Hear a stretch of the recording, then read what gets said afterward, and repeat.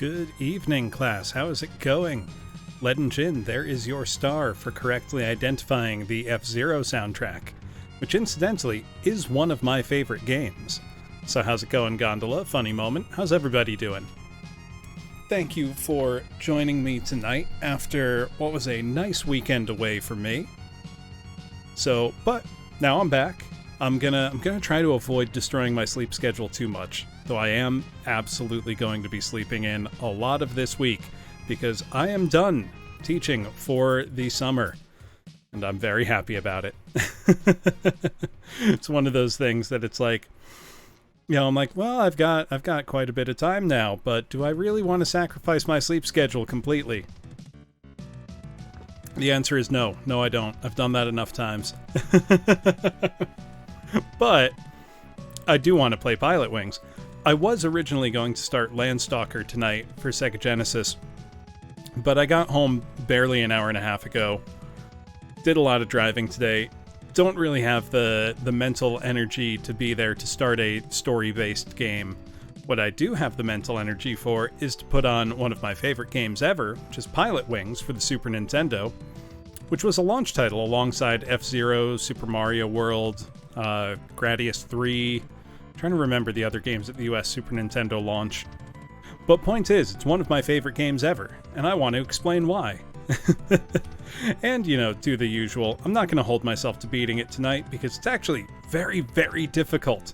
It's got that perfect arcadey gameplay where you can pick it up and play and keep playing for hours. But it can punish you mercilessly.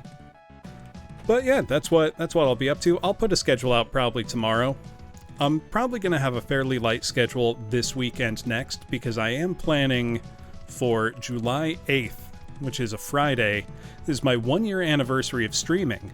So I'm going to be organizing a 24-hour stream. So I need to plan out events, prepare for that, because that'll be quite the thing. I think the longest stream I've had otherwise is 13 or 14 hours. So I'm looking forward to giving a 24-hour stream a shot. I'm pretty sure I can do it. But we're going to find out together. Let me grab the manual, and we'll go through that. As we typically do. Let me get out of the way. Now, I didn't have the manual for Pilotwings. You may experience... I'm pretty sleepy today, Gondola, if I'm being honest. But I got up at like 5 this morning. But let's go through this Pilotwings manual. We've got all the usual here. Controller button designations, basic operation. Hello, Jimmy Map. Welcome on in. But let's see. In Pilotwings, only the Start button will be used until the game actually begins. Once you begin your lessons, various buttons and combinations will be used for specific purposes. Details on the use of each button are explained below. Yeah. Simple enough. Actually, the manual is not going to be that helpful in explaining what the buttons do in-game, because in-game, before each different event, each different flight mode you can do, you do have an explanation of the controls. So that will be much more useful than the manual. And this is one of the first games I can think of that actually told you how to do stuff in-game with a diagram of the controller. The only one earlier I can think of is Flying Dragon Secret Scroll on the NES. Yes, Pilotwings has had 3 games in the series, Jimmy. One on the Super Nintendo, which was a launch title in 1991, one on the N64, which was a launch title in 1996, and one on the 3DS, which was a launch title in 2011. I have all 3 of those games. I love all 3 of those games. I think 64 is probably the best one overall, but I think my heart will always love the SNES one, the 16-bit one, the most. Just because, especially at the time, it was mind-blowing to have a game that felt like a real 3D flight simulator, and it showed just what a huge leap forward the Super Nintendo was from the NES. And not just from the NES, nothing on Sega Genesis was anything like this at the time. It's really amazing. So the basic premise of the game is we are trying to earn our pilot's license at different levels. The whatever athletic club this flight club, is deeply irresponsible, and you'll see why. but thank you for selecting our flight club over the many other aviation schools that are available.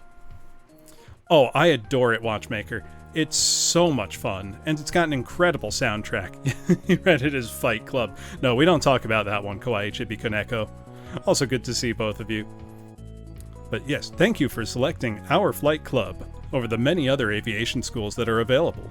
At the Flight Club, you can experience and master a variety of aerial activities.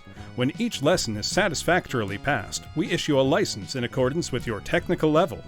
We hope that our students will come to enjoy the free, elegant feeling of flying like a bird. Hey, thank you, Max, I did. I had a very nice weekend. To achieve this, let us first begin with learning and then applying some practical flight skills. The instruction manual is your flight school textbook. Very helpful, that. So basically there are 4 different areas that progressively get more difficult to pass and add in more events, basically. Hold on, I'm also going to write down in my notebook here passwords as we go. Very helpful. Not a game with a battery save, so you've got to write down passwords. But how to join the Flight Club. Insert the game pack into your Super Nintendo Entertainment System, TM, control deck, then turn the power switch to the on position. Yes, we know this. Let's go to the Flight Club course system. It's hard not to say Fight Club. Our Flight Club course begins immediately as soon as you accept the membership challenge. Your instructor will introduce himself and cover the basic course outline for the area. When you press the Start button, the course details will be displayed on the screen. Make sure to check all target positions, passing scores, etc. Press the Start button to display the vehicle selection screen. Select your own sequence of tests using the control pad. After you have selected the vehicle to be tested in, press the Start button. Your instructor will explain the curriculum for that vehicle. Pressing the A and B button respectively will display the equipment's maneuver operations and scoring explanation.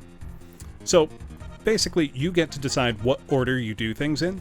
There are 4 different modes of flight in the game, essentially, and you can do them in any order you want. So if you know you're particularly weak at one, you can get it out of the way first, you can save it for last, however you need.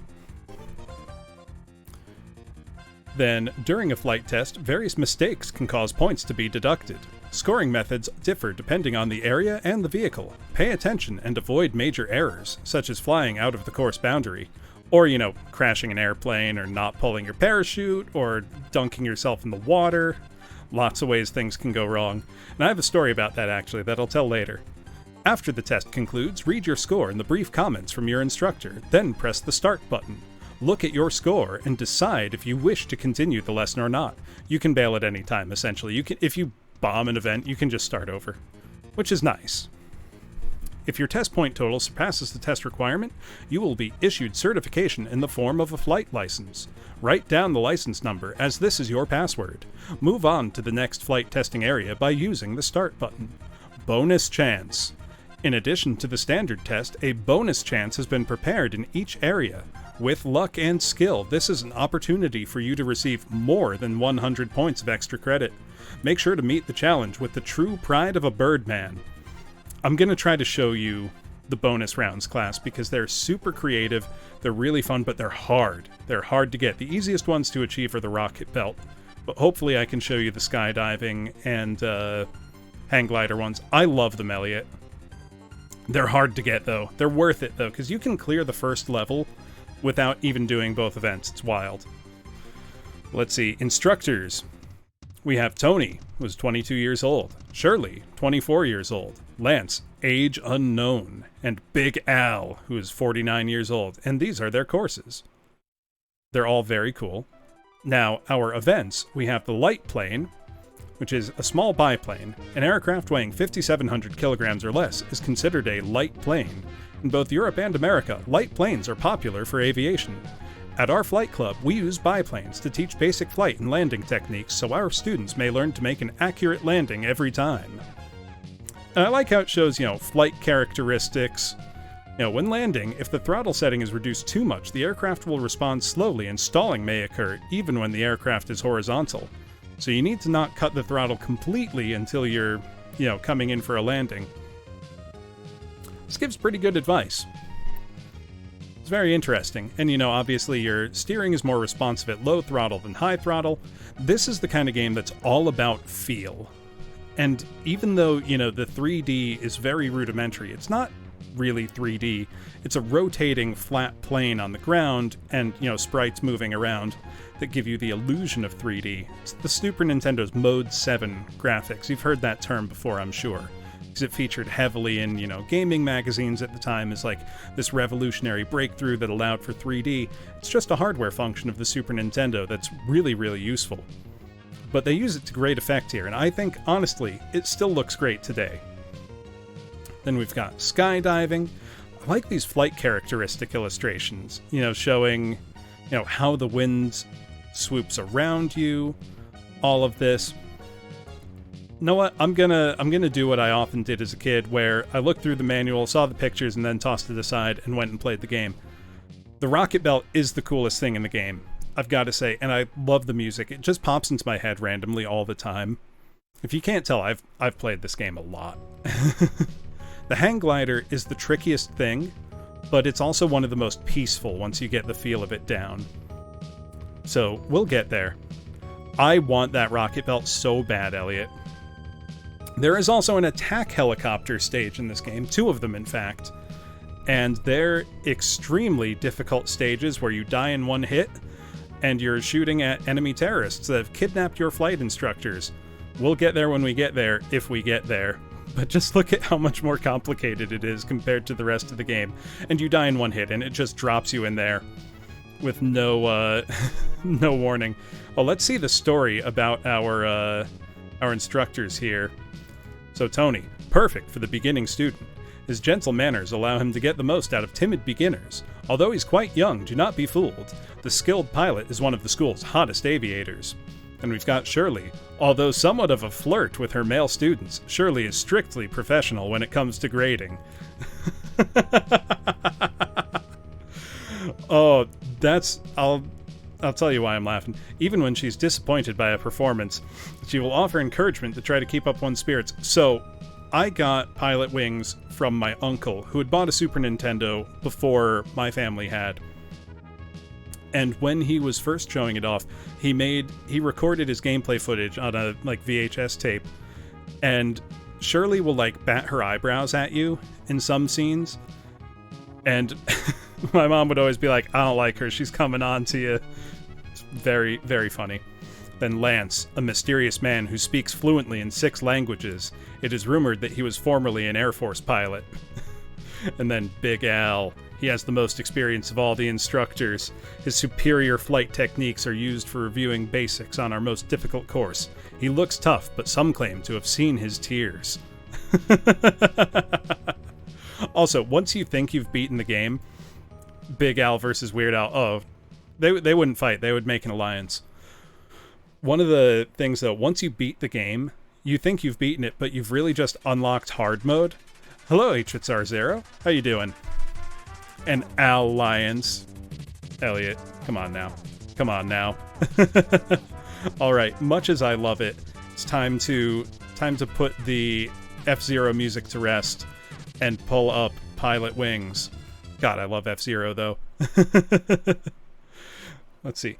Elliot, you know, you really stuck it in there, and you're through the end of the school year now. You can finally relax. You did a great job.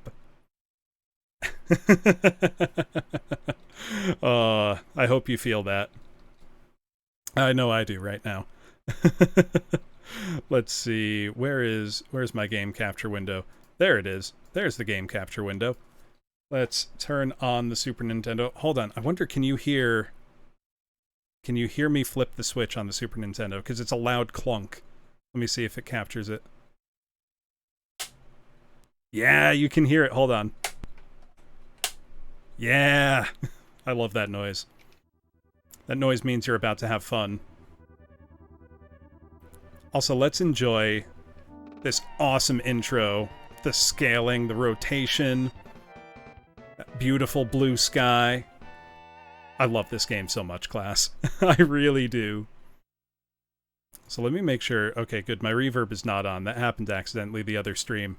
So let's just start the game. Join the Flight Club now. Do you ever dream of flying? The Flight Club offers a variety of aerial sports to thrill and challenge you. Dare to take the first step and earn your license. Hi, I'm Tony, and I'll be your instructor for Area 1. Our lessons will cover a few basics, landing an airplane, and skydiving for accuracy. You know, skydiving for accuracy doesn't sound that basic to me, but what do I know? I'm not the flight instructor. Lesson 1. Complete 2 objectives. Score 120 or more to pass. So we've got a runway and a skydiving target. Ba-da, ba-da. And this delightfully funky music. So now what? Let's do the light plane first. Also, look at that wireframe zooming in. So let's see. Maneuvers. Nose down, nose up, left and right, and speed up and speed down. Very simple. The soundtrack's amazing. And scoring, most is on accuracy, time, angle, and hitting the beam coming in. Complete in under 45 seconds for 20 points. Now, starts out pretty easy, but you can see from our instrumentation, we can increase our throttle here. So I'm going to max out the throttle, and I'm going to line up to hit these beam points as we are, making our descent here. And they basically form a line that leads us down to the runway. So I'm going to start cutting my throttle a bit as we approach, just so that I won't come in too hot. And we have it easy. We don't have to turn, we don't have to bank or anything. So let's just cut throttle gradually. Have a nice touchdown. And there we go. Very simple. We've landed an airplane in under 45 seconds. Landing okay. Yeah, that's what I thought, Tony. 100 points. I am without flaw. Wow, what a knockout. Yeah, that's right. Yeah, you praise me. Praise me. I'm an amazing pilot. Get out of here. The expressions are so good. And there's equally good expressions when you fail desperately, Elliot. I mean, you've played it. So I only need 20 points to qualify from skydiving, which I'm pretty sure means I could just slam straight into the ground at full speed without ever ripping my parachute and still win. So we'll see. We'll see about that. So let's see. Maneuver through 3 rings. Land inside of the yellow target area. So that leans us and flares when we open the parachute. Very simple. Scoring. Accuracy, 70 points. So if we get all the rings, we don't even need to land properly. We can just slam into the ground. Yeah, as long as you don't bounce. That's more in 64 than in this Oxford comma, but yeah, they absolutely deduct for that. Well, in the rocket belt especially. But yeah, we're good. Also, imagine it's 30 years ago. You're a kid, you're seeing this, and it's this incredible 3D effect of you holding onto this ladder as you pull up in a helicopter from the ground level. It's amazing, Panis. Also, good to see you. Like, how cool is that? Also, I always like to nose down for maximum, twitchy control and speed. Especially on these earlier ones. But you can see it's very responsive. I mean, the control in this game is great. Now, I'm going to try to land on that moving platform in that strip of water, because that's how I can get to one of the bonus rounds in the game. It also gives you 100 extra points, but it's very, very difficult to time properly. And I'm probably going to fail, and if I fail, or if it looks like I'm about to fail, I will have to bail and get a, pretty bad landing. Let's see if I can do it. My rate of descent's going to be pretty great, but I should be able to catch it on its return trip here. Oh, can I? Oh, I was close, but I chickened out. So I didn't get the best landing I could have. He's pretty pissed about it, but I still got my license. Oh my god. I'm trying to think. I played Blue Lightning on the Lynx, Panis. Keep in mind, it isn't possible to go backwards. Yeah, I know, Tony. Give me my license. Congratulations, you are now certified.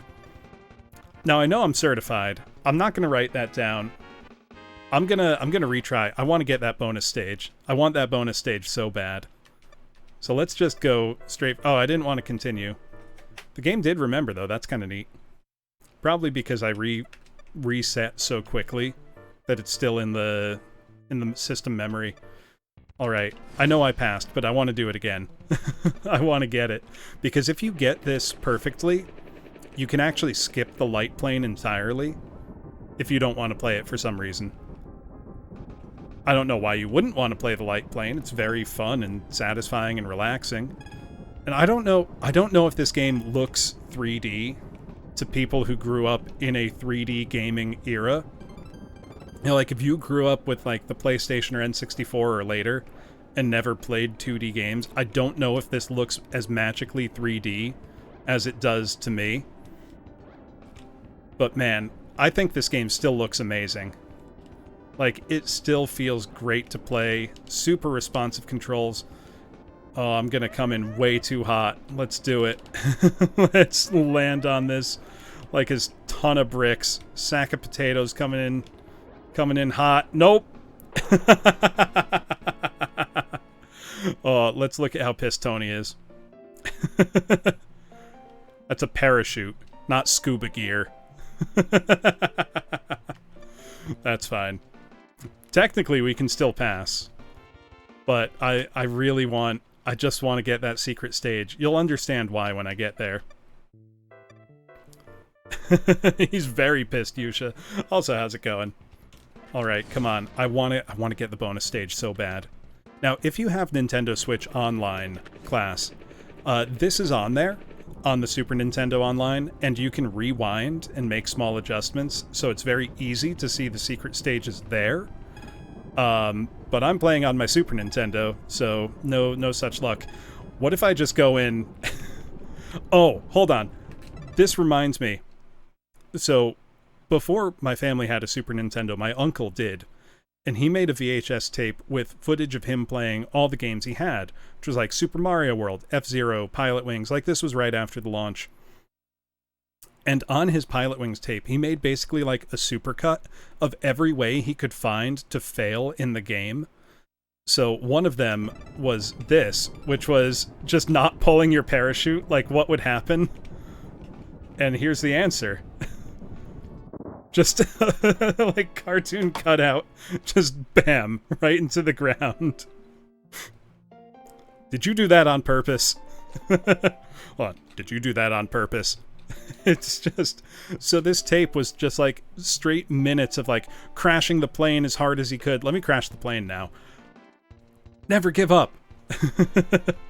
But he just had all of... Yeah, you're literally dead. I've broken every bone in my body. There's one instructor who the only thing they're mad about is like, that was expensive equipment. Yes, I did, Elliot. Yeah, surface of the Earth, actually just drywall. Very easy to break. So now I'm gonna crash the plane as spectacularly as I can. Hold on. Oh, there's actually a few different ways to crash the plane, so hold on. Let's really fuck it up.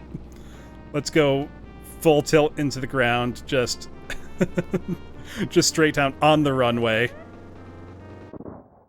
You can just explode it like that. You can also get one where you skid across the ground. It was pretty tough, wasn't it? Bro, I lived. You can't be mad. You are not certified. Try again. Yeah, he's pulling out his hair. Okay, we're gonna do... Let's crash the plane in another entertaining way. This time we're gonna come in too hot, and we're also gonna come in at too much of an angle, and you should get a really good skid across the runway, which is very entertaining. Or we could try to land on the skydiving ground, which doesn't work, but would be very funny. Alright, so what we're gonna do is we're gonna come in at an angle that's too... Yeah, I mean, the skid you can just sometimes get, you know, trying legitimately to land, but I want to do it on purpose here on an easy level. Rate of descent too great? Nah, we'll be fine. Just like that. Landing failure. You failed. 0 points. Try keeping your wings parallel to the ground. He's so pissed. Alright, here's where we prove him wrong. Certification may not be easy. We're gonna do it. We're gonna land on the secret thing. Didn't even know what parallel meant. All right, so now we're gonna play this straight. Only instead of landing on, yeah, exactly, Panis. I kept them perpendicular. What's the problem? All right, so now if we land on the secret, we will get enough points to clear it without. We will get our pilot's license without having successfully done the light plane at all, which is supremely funny to me. Okay, we should be able to get it on the way back. Nope, we overshot. Damn. Landed out of area. It's really hard to get that, he's so pissed. Sorry, that's not the target. He gets, like, pouty. Oh, now he's just sad. I don't want to make Tony sad. Let's try again. I know I'm wasting time, but I really want to get that, I am Woozle. I already cleared this. I'm just trying to get the secrets. Trying to show off all the content. You know, not just progress through the game. I'm already at Area 2 if I want to be. Which has the very flirty Shirley as the instructor. The manual even says she's flirtatious with her male students. It's like, okay, that's how you know this was a product of early 90s Japan. Or just the early 90s in general. Okay, we're gonna circle around a bit here. Also, Woozle, I have never used the phrase goated in the sauce in my entire life. Until this exact moment. You're welcome. Okay, nope. There it is! There it is, baby! Look at that. Hey, Woozle, remember when I said I'm goated in the sauce at this? Let's check out the bonus stage. Where we're a penguin, and we gotta land in the pool. So you can aim for this, like, tiny pool over here to get the big points. But it's hard. Yeah, we did it, baby! Look at that. 160 points. Isn't this fun? What do you mean? I just penguin dived, like, 300 feet. Also, I want to point out, I didn't do the plane at all, and I got certified. Homie's like, yeah, you can have your license. Bro, I've never flown a plane in my life. What kind of flight school is this? God, the music's so good. The music's so good. All right, let's go to Area 2. My name is Shirley, and your next lesson will feature the rocket belt. In flight, to shift to an overhead view, press the LR buttons. Look at her. Yeah, it's fine. We know, you understand how to jump and land on a dime. Tony about to get a visit from the FAA. Now we have 3 objectives, but we only need to score 220 points. So there's still a lot of room for, getting things wrong.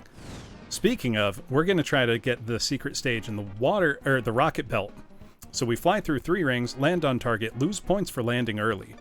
Which means bouncing. So jets forward, jets reverse, we can shift view, and we have fast and slow throttle for our jets. This was the coolest stage in the world as a kid because it looks and feels so 3D. And just has amazing music. Also, all the rocket belt, like, I was going to say death animations, failure animations are super entertaining. Because, like, it just kind of pops. Come on, go through the hula hoop. There we go.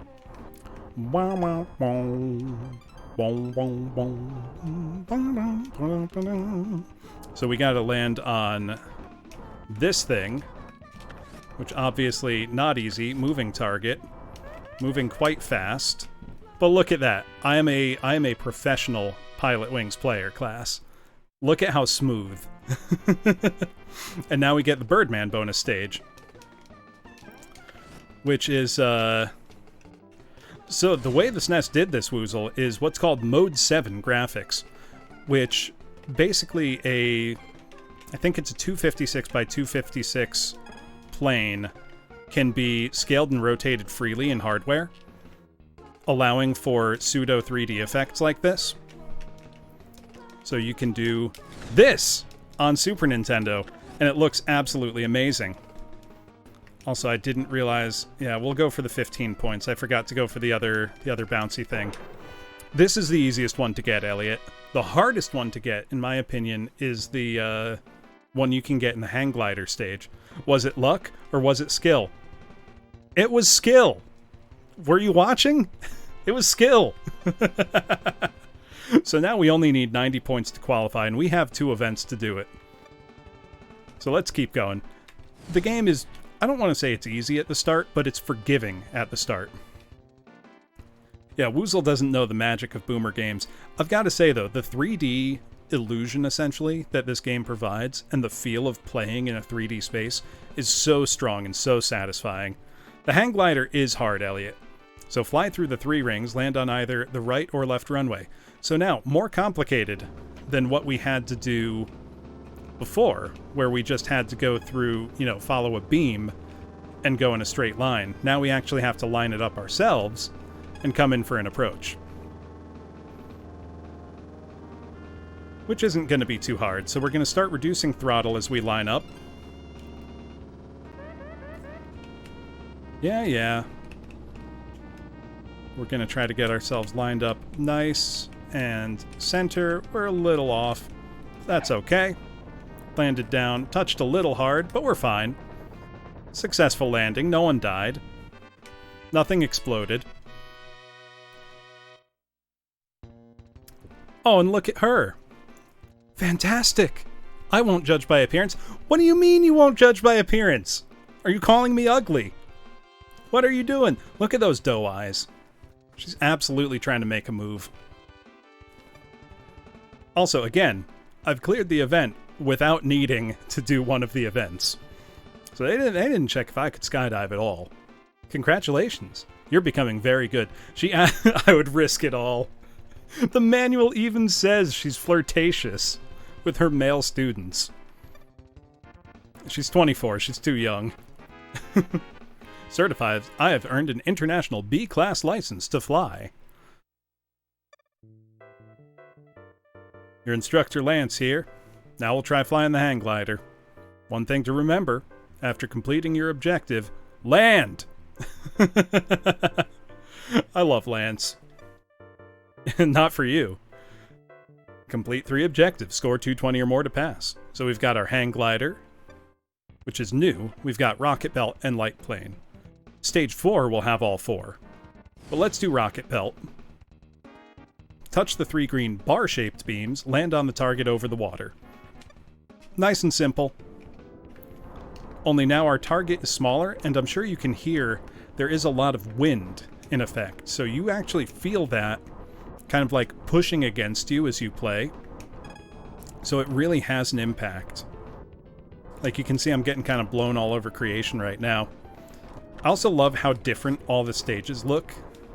They all have a distinct identity. Like this one's a really natural feeling island. Also, all the meters, like your altitude, your throttle, your fuel, are all actually quite helpful in this. They're not just window dressing.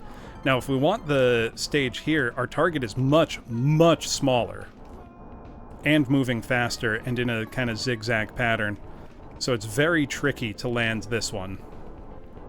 To the point that I don't know if it's worth trying, especially with the wind as you come in for a landing. So I might just take the only very marginally safer approach here and go for the high point landing.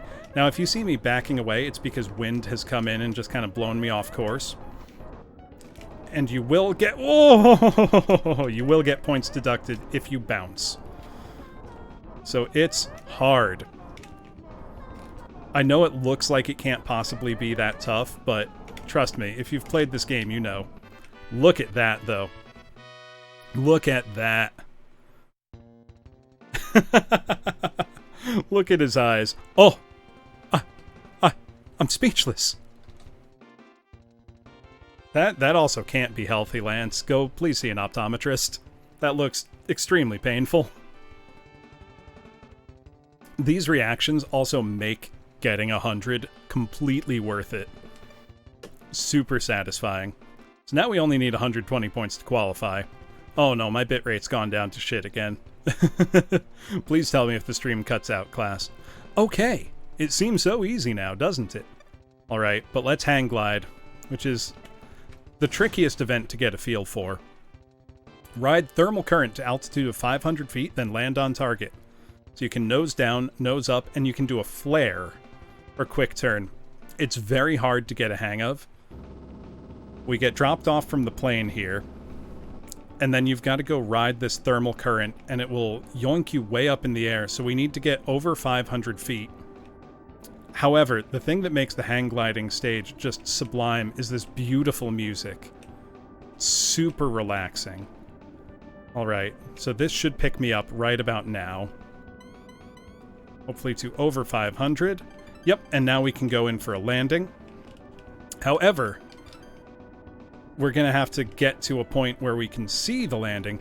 Now, if we land on the rocket belt area, which are those tiny islands, we can get to another bonus stage. However, that's extremely hard to do with the hang glider. So I'm going to clear the stage normally first and then go back and try to do it. Now we want to avoid the thermal current right there because that will... Oh, I may be landing out of bounds. Yep, I landed out of area. I lost altitude too quickly. Lance isn't very pleased. Good. 60. Oh, that's almost a passing score. But now we just have an easy plane ride to do. Okay, you're doing okay, but you can do better. The hang glider is very hard. I want to point that out. I'm not just bad at the game.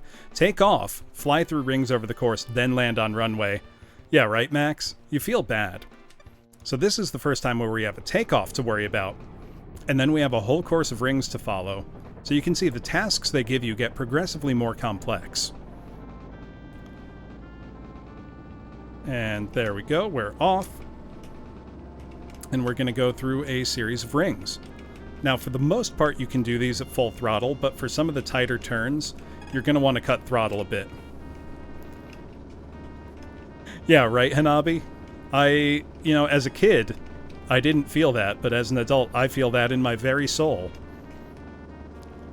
It's like, you did the bare minimum, and I can't fail you, even though you didn't really demonstrate the competency required, but I can't technically say you failed. It's always so satisfying, too, in this, when you start getting the more complicated flights to do. It's just very fun. I know this might look really, rudimentary or maybe boring to people who grew up with, real full 3D games, but I just can't tell you how good Pilotwings feels to play, even today, even 31 years after it came out. It's so fun. It's just a wonderful feeling game. Alright, we're coming in. Rated descent too great? Nah, trust me, I got this. I'm an ace pilot. There we go, wrestle the plane back under control. Tight, bank, cut throttle. Give it some gas as we level out. There we go. Beautiful. Feels so good.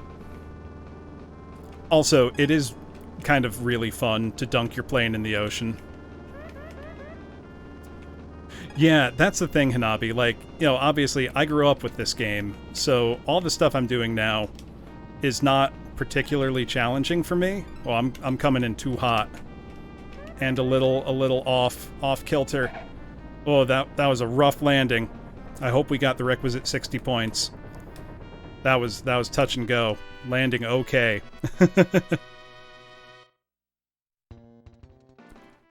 Okay, yeah, I did it. 75. Very nice. Now, it would be very nice if it was 69 points, Lance. But I passed. I can go on to the next area. Your skills have earned you your certification. Thank you, Lance. This document certifies that you have earned an international silver license to fly. Your license number is your password, which is a really clever way to integrate getting a license. Big Al's my name, and reviewing your past lessons is my game. I will help you to perfect the skills necessary for you to earn certification. I don't know why I decided he's vaguely Southern. So Big Al. Big Al. That's where things get hard. 4 objectives, 300 points. This is where your skills start to really be put to the test. Let's rocket belt. Fly through 3 moving rings, then touch down onto the target over the water. Big Al has the best reactions in the whole game, class. Like, he gets so pissed when you destroy equipment and stuff like that. So we've got moving rings. So this one is expanding and contracting. Same for the center, and it's pretty easy. The other ones rotate, I believe, if I'm remembering correctly. Yeah, there we go. And it can be a little tough to tell which way they're spinning, just because of the, you know, kind of limitations of the system. But if you come in from above, you can kind of just, like, sneak yourself through it like that. You can also change perspective, which does help with some of these, but I've never found it that necessary. Also, the one spinning like that is functionally the same as a stationary ring. Alright, should I go for the bonus stage? Because that thing is moving fast.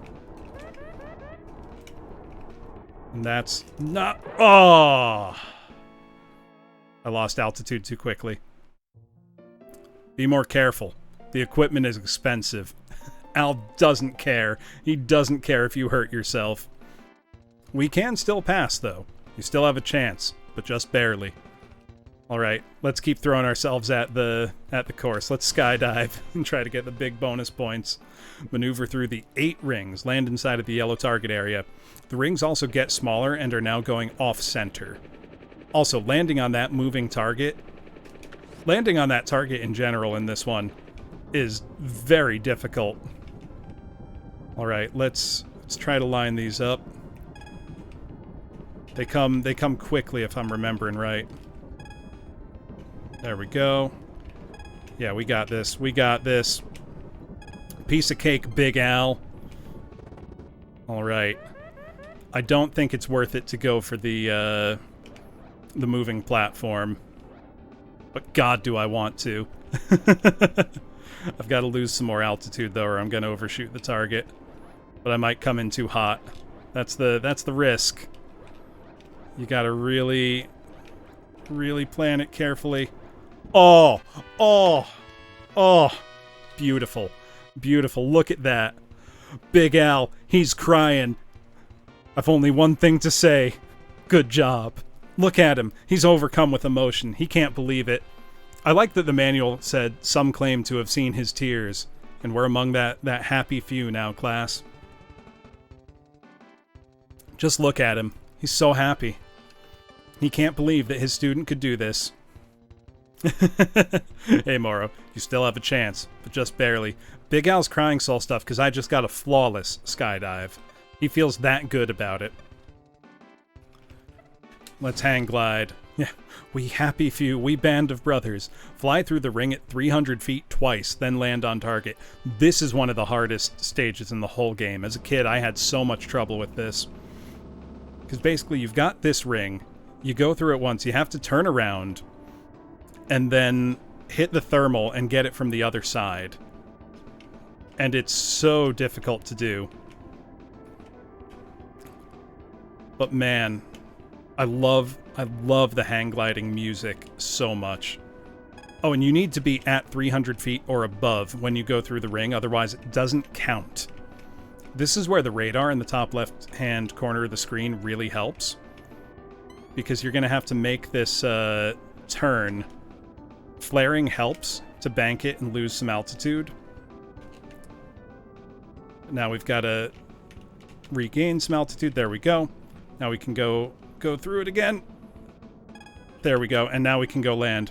Now, if I want the big points, I got to land on the rocket belt target, which is very difficult. Oh, I'm coming in too hot. I'm coming in too hot. No, we got this. We got this. We got it. We got it. Oh, look at that. Look at that. And this is a bonus stage that I've only done a few times ever.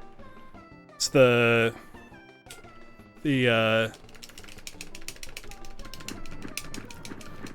let's go. Let's go. Keep going. Keep going. Oh. Can I get there? Yes, I can. The controller I'm using actually has a turbo function, so I cheated a little. but that's okay. Big points. Big points. Yeah, the Ancient Mariner. Now go, Albatross Man. You lucky dog. Luck had nothing to do with it, Big Al. You shut your mouth. That was pure skill, baby. Turbo's valid. If you do your best, you stand a chance. I only need 50 points. I crashed a rocket belt into the ocean, and I can still pass. It wasn't luck, it was turbo. Look, a turbo button. Why wouldn't you put a turbo button on your airplane stuff? It seems natural. Alright, what do I need to do for the plane? Super hot. That game's fun, Ranger. Taxi and take off. Fly plane under arch, then land on runway. So we've got to take off, turn around, fly under that ring, then land. Also, there's a lot of wind. You can see me getting kind of blown all over. So we're going to need to go make kind of an arc here, turn around, make that low altitude pass, then turn around again and land. I would actually love to see what, like, a tool-assisted speedrun of Pilotwings looks like. It's not something I've ever thought to look up. Yeah, we gotta watch altitude. I know, I'm taking a very low pass here. So I gotta get under this, not crash. There we go. Now I'm gonna turn around and use that beam to kind of guide myself. Man, this is fun. Let's get goodly distance around so that I'm not coming in at an egregious angle. Oh, I might be coming in at an egregious angle. I might have messed this up, class. Oh no, we should be fine. Let's lose some altitude, though. No, my rate of descent's fine, game. Don't you worry. Yeah, now I'm oh, Jesus. Okay, okay. We're fine, we're fine. There we go. That's hard. That's really hard. I should have flown out further. I'm going to lose points on the accuracy, but as long as I get 50 points, I still pass. Oh yeah, 85 points. You did well, but you can do even better. Fuck you, Al. Fuck you, Al. I did great. Eat shit. And look at that. I failed an event completely, but I've earned certification. Which seems like a bad model for your school. Yeah, this ain't Top Gun. This document certifies that you have earned an international gold license to fly your... to fly. Your license number is your password. Only now tragedy strikes, class. We're about to get very serious. We have some bad news. Tony, Lance, and Shirley, while en route to Izanu Island, were captured by the evil syndicate based there. For political reasons, our military authorities cannot attempt to rescue. So suddenly there's an evil syndicate, like terrorists just kidnapped my flight instructors. So what are you gonna do? And the military can't intervene for political reasons. So give the newly minted pilot an attack helicopter. You are the only flight club member whose rating is near what is required for operating the rescue helicopter. Will you go? You can say no. Hold on. Let's get a poll going.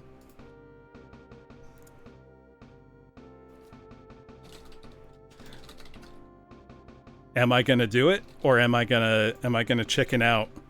Am I a bad enough dude to save the flight instructors? Let me know, class. Will we get in the chopper? Very, very important. Let's find out. Oh, it's looking like no is the clear winner here. Oh, thank you, Max. But I don't think we're gonna end up doing it. We have to see what is the will of the people. I love, in Nintendo games particularly, Nintendo RPGs like the Paper Mario series, where you know, it's like, do you want to go on this adventure and save the day? You can say no and the game just ends. Like, you can just end the game right there by refusing to be the hero.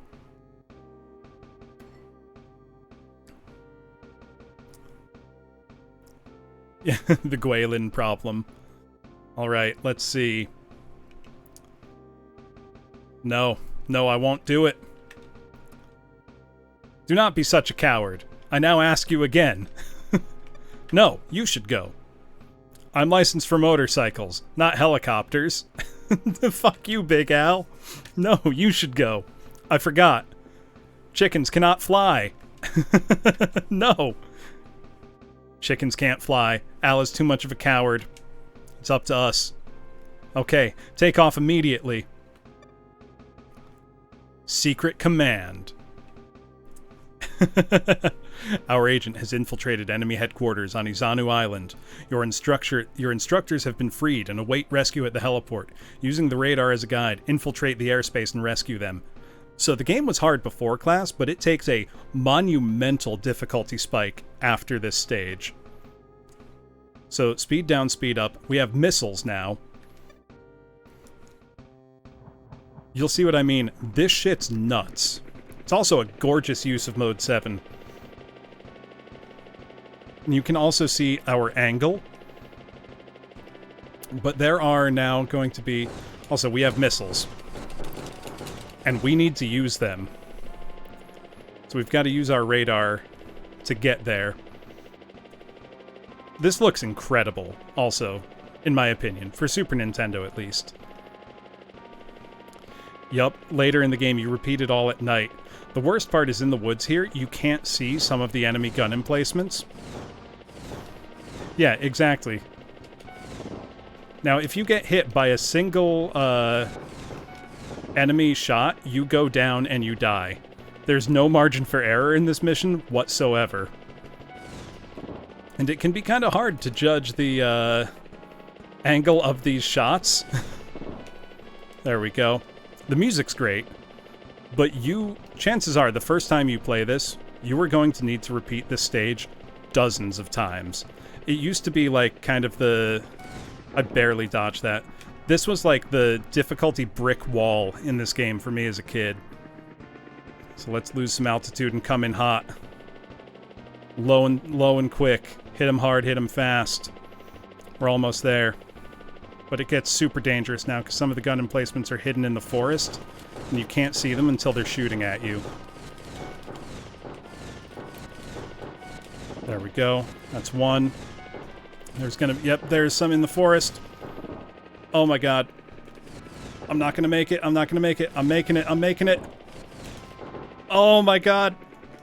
Oh. I'm going down. And you can't stop it. You're just dead. You're just toast. So now you got to do it again. Yeah, blind fire into the forest. It's never gone poorly. Game over. You can continue from right there, but you've got to do the whole thing again. Now, there's a lot of strategies I've tried over the years, including going in as low and fast as possible. Single-handedly tears down the Soviet Union. I did say no, and Al is just a coward. He won't go. He won't do it. Though it is also fun to go in as low altitude and fast as you can, but it's also a really easy way to get shot down. But it is kind of entertaining. Also, how are you doing tonight, Ollie? Yeah. We got shot down immediately. Yeah, it's like Steel Talon, but good. It's insane to me that they expect you to just suddenly do this mission. Like, the game was hard and had a reasonable difficulty curve up to this point, but this is like a spike straight up. Like an insane difficulty spike. So let's just carpet bomb. Oh, so you must be sweaty. Drink some water. Oh, Woozle, it's incredibly cool. But it's very funny. It's like, I just got my beginner's pilot license and now I'm flying an attack helicopter. To save my flight instructors who were kidnapped by terrorists. What the hell kind of flight club did I enroll in? If you hit them really early, sometimes they don't have enough time to shoot you. That's going to hit me. Nope, barely not. Oh, can I dodge that? Yes, barely. Nope. Oh my god. It's so hard. It's really difficult. I was making it look easy the first time. I think higher altitude is the way to go, though. Thankfully, you have unlimited continues and the game automatically, gives you a password. If it didn't, if you had one life and one try, this would be the worst game in the entire world. Because it would be impossible to beat. Just like categorically impossible. But this, where you're taking off and you see the ship you're taking off from slowly, oh, it's so cool.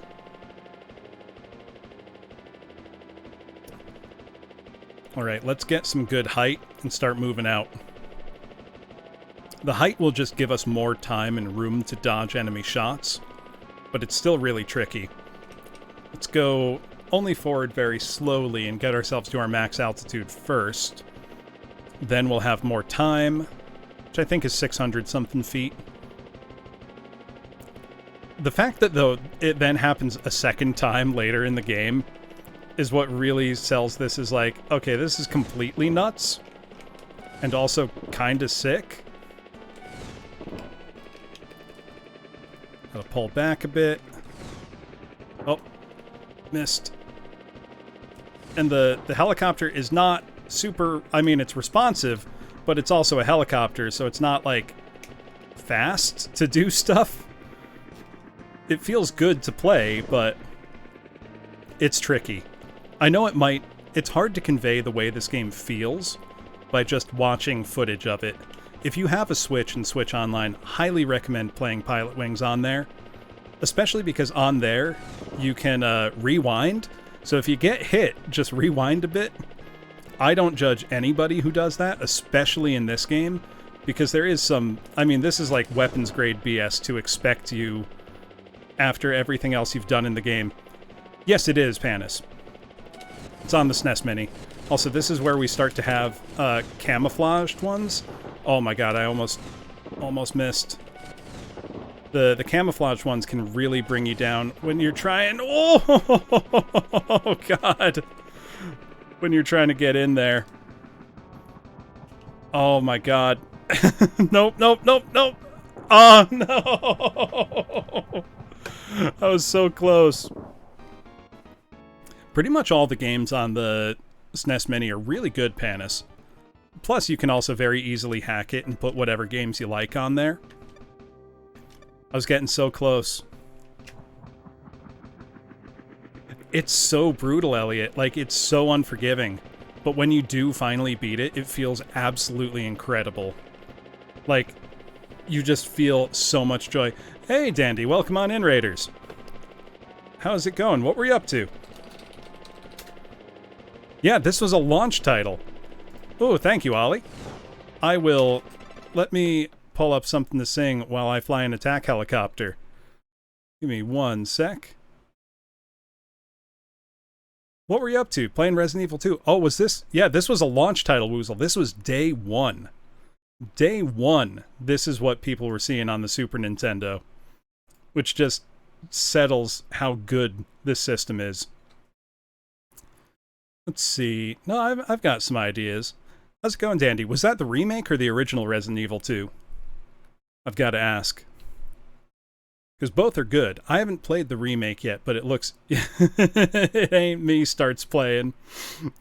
I ain't no fortunate son. Let's see.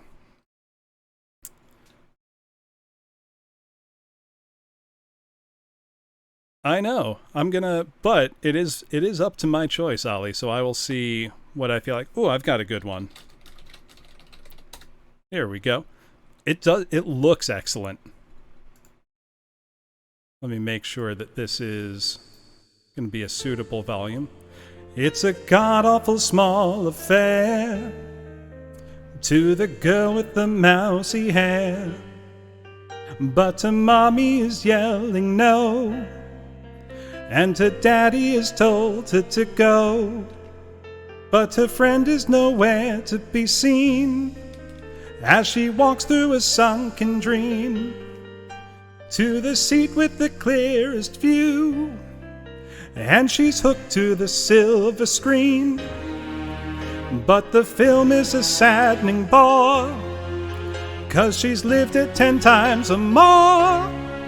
She could spit in the eyes of fools as they ask her to focus on Sailor sailors fighting on the dance floor.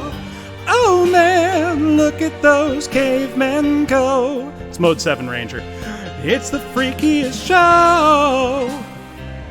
Take a look at the lawman beating up the wrong guy.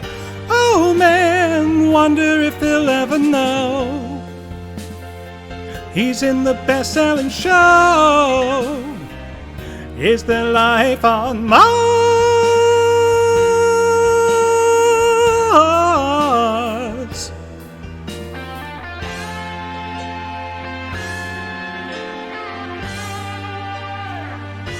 Right, Hanabi? It's like, look, you gotta see how cool this effect is, even though you're dying. It's on America's tortured brow that Mickey Mouse has grown up a cow. But the workers have struck for fame, 'cause Lennon's on sale again. See the mice and their million hordes, from Ibiza to the Norfolk Broads. Rule Britannia is out of bounds. To my mother, my dog, and clowns. But the film is a saddening bore, 'cause I wrote it 10 times or more. It's about to be writ again, as I ask you to focus on sailors fighting in the dance hall. Oh man, look at those cavemen go. It's the freakiest show. Take a look at the lawman beating up the wrong guy. Oh man, wonder if he'll ever know. He's in the best-selling show. Is there life on Mars?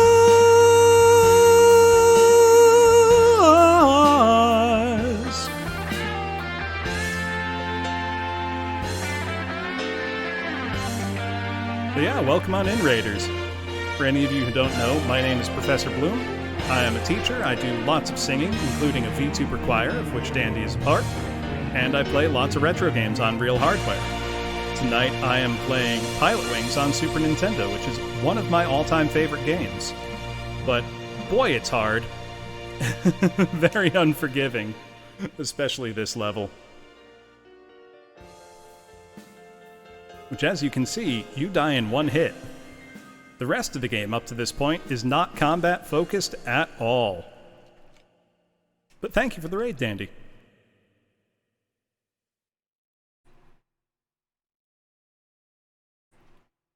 Hello. Hey, thank you for the follow, Master Arcana. Hello. Very much appreciated. Well, I kind of feel like singing another song. Let me find something. You're getting a 2-for-1, Ollie. Although let me let my helicopter gain some altitude while I do that. And I think of something to sing.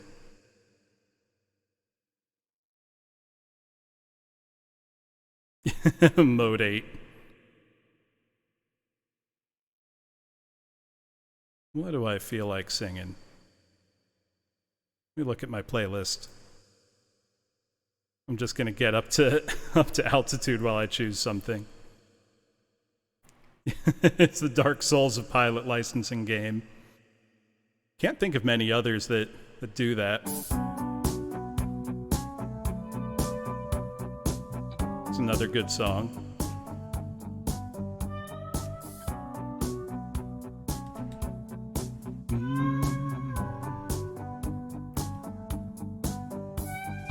Don't think sorry's easily said.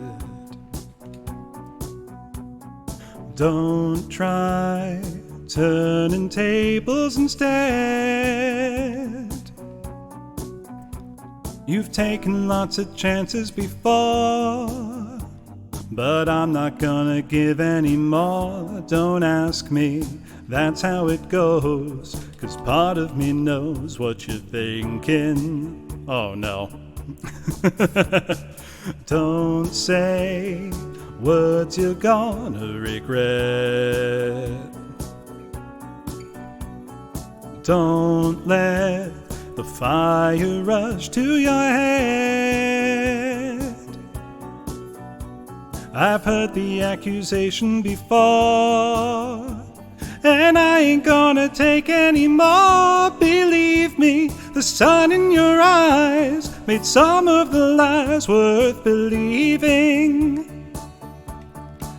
I am the eye in the sky, looking at you. I can read your mind. I am the maker of rules, dealing with fools. I can cheat you blind. And I don't need to see any more to know that I can read your mind. I can read your mind. I can read your mind. I can read your mind. Don't leave false illusions behind. Don't cry, I ain't changing my mind.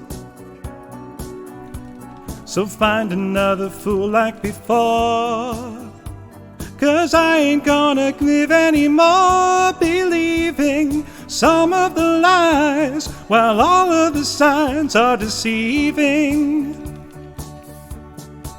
I am the eye in the sky, looking at you. I can read your mind. I am the maker of rules, dealing with fools. I can cheat you blind. And I don't need to see any more to know that I can read your mind. I can read your mind. I can read your mind. I can read your mind. I am the eye in the sky, looking at you. I can read your mind. I am the maker of rules, dealing with fools. I can cheat you blind. And I don't need to see any more to know that I can read your mind. I can read your mind. I can read your mind. I can read your mind. Any other Alan Parsons Project enjoyers in the class? They're so good. Try to get some of the secret forest guns if I can. I did not. I'm just gonna run and pray a bit here. Oh my god. Got that one. Oh no. Oh, I was so close. I was doing really well. God, this is hard. Yeah, exactly. Amazing, amazing band. Oh, hey, it's another song of theirs.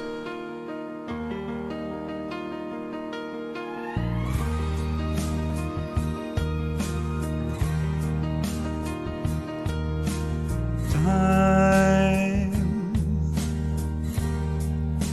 flowing like a river.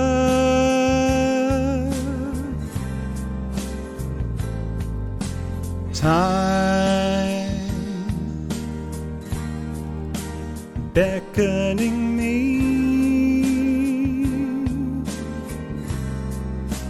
Who knows when we shall meet again?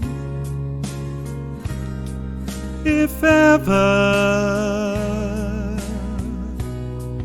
but time keeps flowing like a river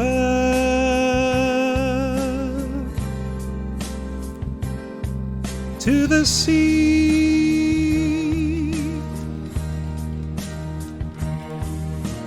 Goodbye, my love, maybe for forever.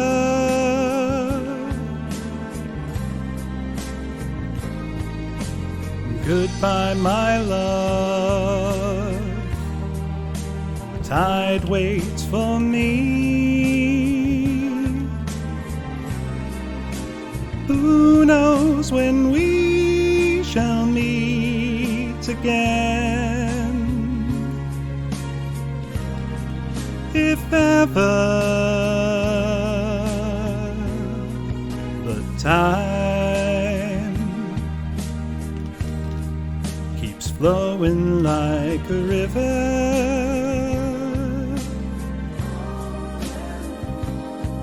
to the sea.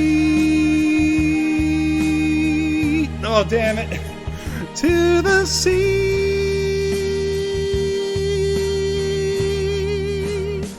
till it's gone forever. Gone forever. Gone forevermore.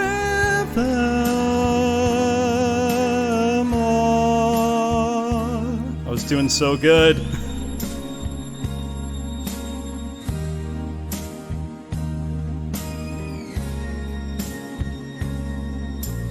Goodbye, my friends, maybe for forever. Hello, Variable Good. Welcome on in, Raiders. Goodbye, my friends, the tide waits for me. Who knows where we shall meet again? If ever the time keeps flowing like a river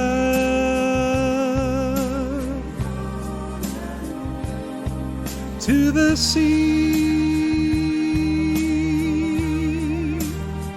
to the sea.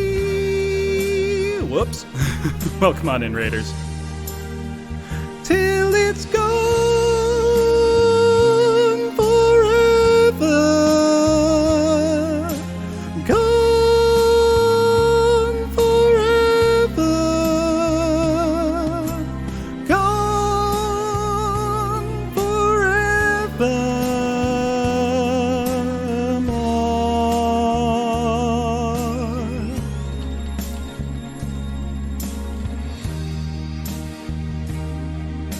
Forevermore.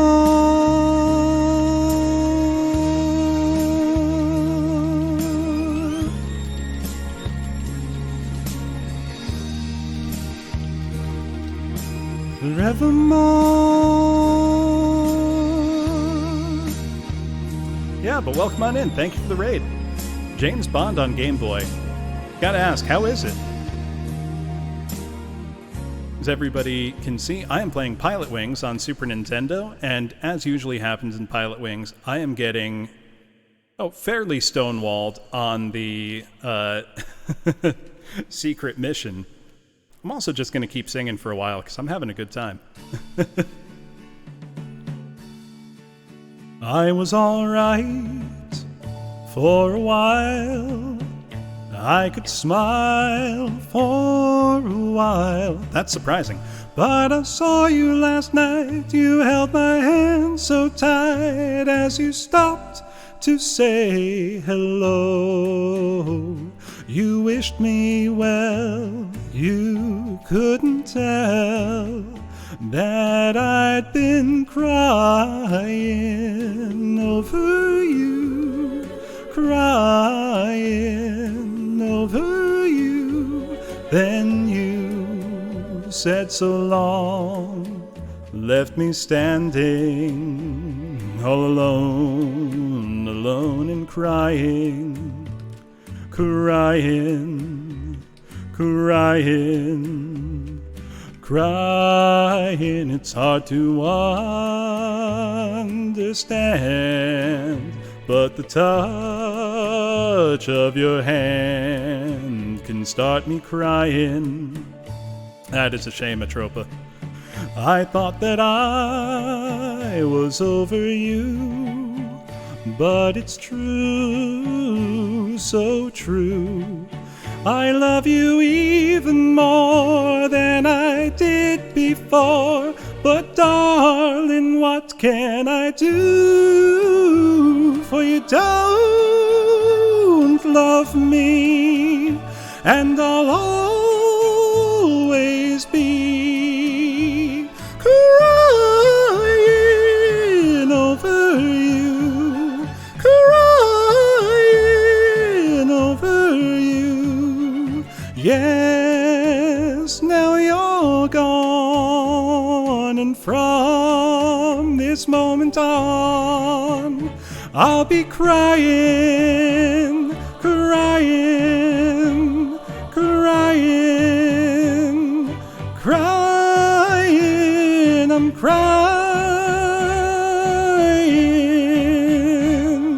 crying over you.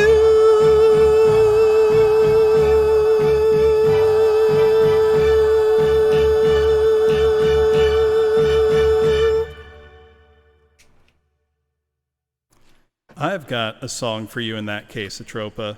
Let me see. Whoops. Nope, that's not what I wanted to do.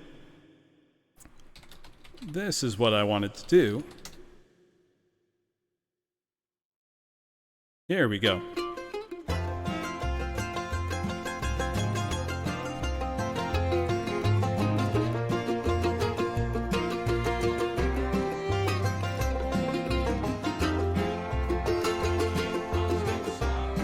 Song's so good, Hanabi. I am a man of constant sorrow. I've seen trouble all my day.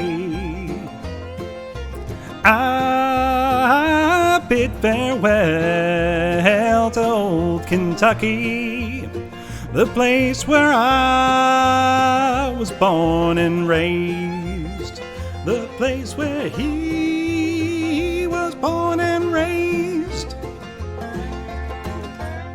The whole Oh Brother Where Art There soundtrack is incredible. That was where I first heard Alison Krauss.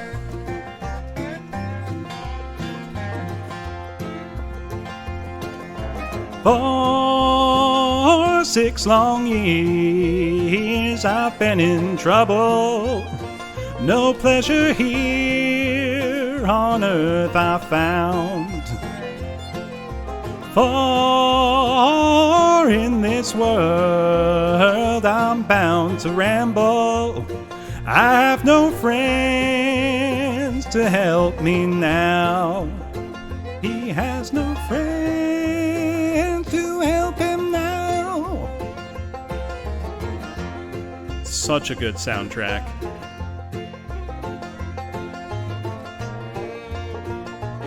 Oh, how did I not hit him? All right, let's try. It's fare thee well, my old true lover. I never expect to see you again, for I'm bound to ride that northern railroad. Perhaps I'll die upon that train. Man, I just keep getting to the base and dying. Won't die upon this train. Kusoge, Ilska, this is Pilotwings on Super Nintendo. This is no Kusoge, but welcome on in. This is one of my favorite games of all time, though this stage is a hard one. You can bury me in some deep valley for many years where I may lay. Then you may learn to love another while I am sleeping in my grave. I would love to get a banjo just to have one. I'm terrible at stringed instruments, though. Oh, I know Variable Goo. But this is good and charming. Kusoge I associate with something like the EDF series, which I love dearly, but I won't pretend it's, high quality. Maybe your friends think I'm just a stranger. My face you'll never see no more. But there is one promise that is given. I'll meet you on God's golden shore.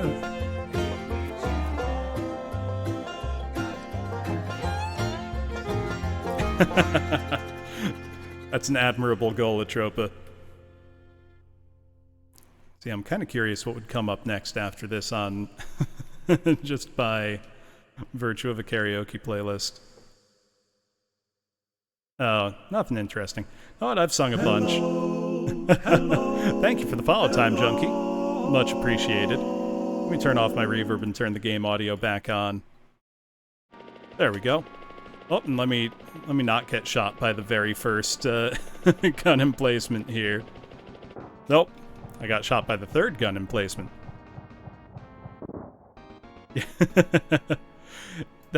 It's fun doing stuff like that, playing, music that's not written for an instrument on like its, cousin from around the world. The Canadian Brass, who are an excellent brass quintet, have an entire album of Chinese folk music arranged for brass quintet that sounds incredible. Same kind of concept. Oh, man. All right, let's focus up. Let's rescue our flight instructors from an evil terrorist group, because that's a thing that happens. Oh, man. This mission, it's just like, it's such a difficulty spike in an already hard game that, as a kid, this was like, okay, I'm done playing Pilotwings now. Because, I mean, barely dodged that. Also, like, because it's pseudo 3D, it's a little hard to gauge distance. It still feels pretty good overall, I've got to say, but man, it can be rough. I think my best bet is to get altitude first, and it gets easier when I'm higher up. But we'll see. We'll see. I just want to rescue my flight instructors, man. And the thing is, you do that and you think, oh cool, I've beaten the game, but you haven't. You've just gotten halfway through and the game unlocks Pilotwings After Dark and it gets hard. It becomes hard mode. Which is a lot of fun still. That's the thing. For as demanding as this game is, there's never a time when it's not fun. Like, all these deaths pretty much, I feel like, yeah, they're my fault. I could have played that better. And as a kid, I was so captivated by the, 3D element of this game. Like, it just looked amazing. It was unlike anything else on consoles at the time. Except for F-Zero, which was, just another Super Nintendo launch game. So there was no comparison, like, on the NES, on the Genesis. Nothing looked as cool as this. And gave you that feeling of, I'm flying in a 3D space, holy shit. Alright, I'm gonna approach slowly now, and try to not get hit by that guy over there, for one. I'm gonna try to approach slowly, and take them out. Oh yeah, and not only Possible Time Junkie, but this was a launch title. This was them making pretty much their mission statement to the world, like, yeah, this is what you can get from the Super Nintendo that you can't get anywhere else. Okay, let's... Oh, that was close. Gotta do some quick dodging here. Get the hidden gun in the forest. There's a bunch of those. There's 2 taken out. I think there's 1 more. Oh, I thought I had him. There we go.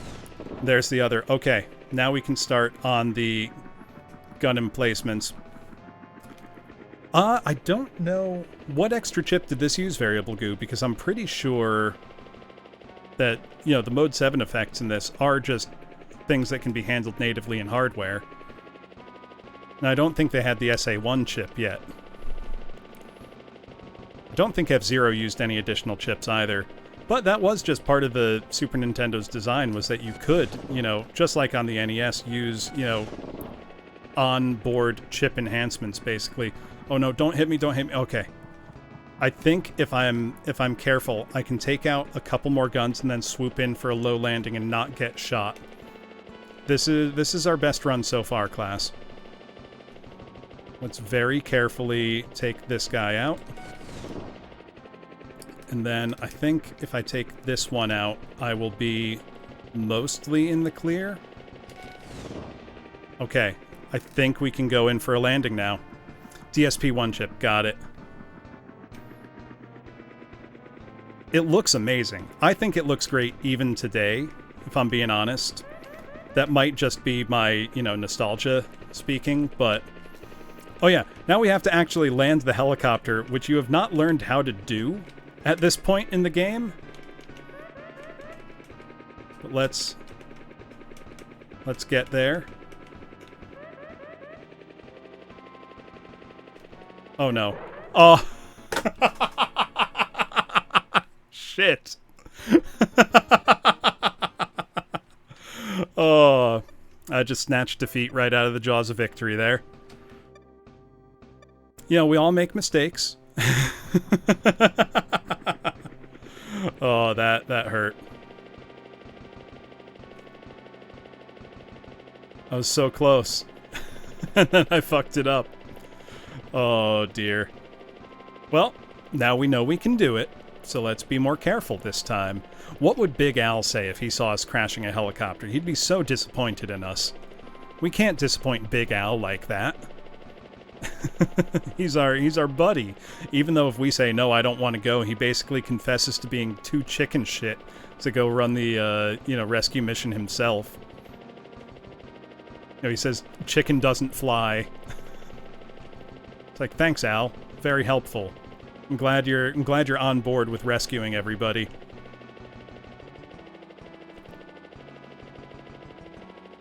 Oh, exactly, Hanabi.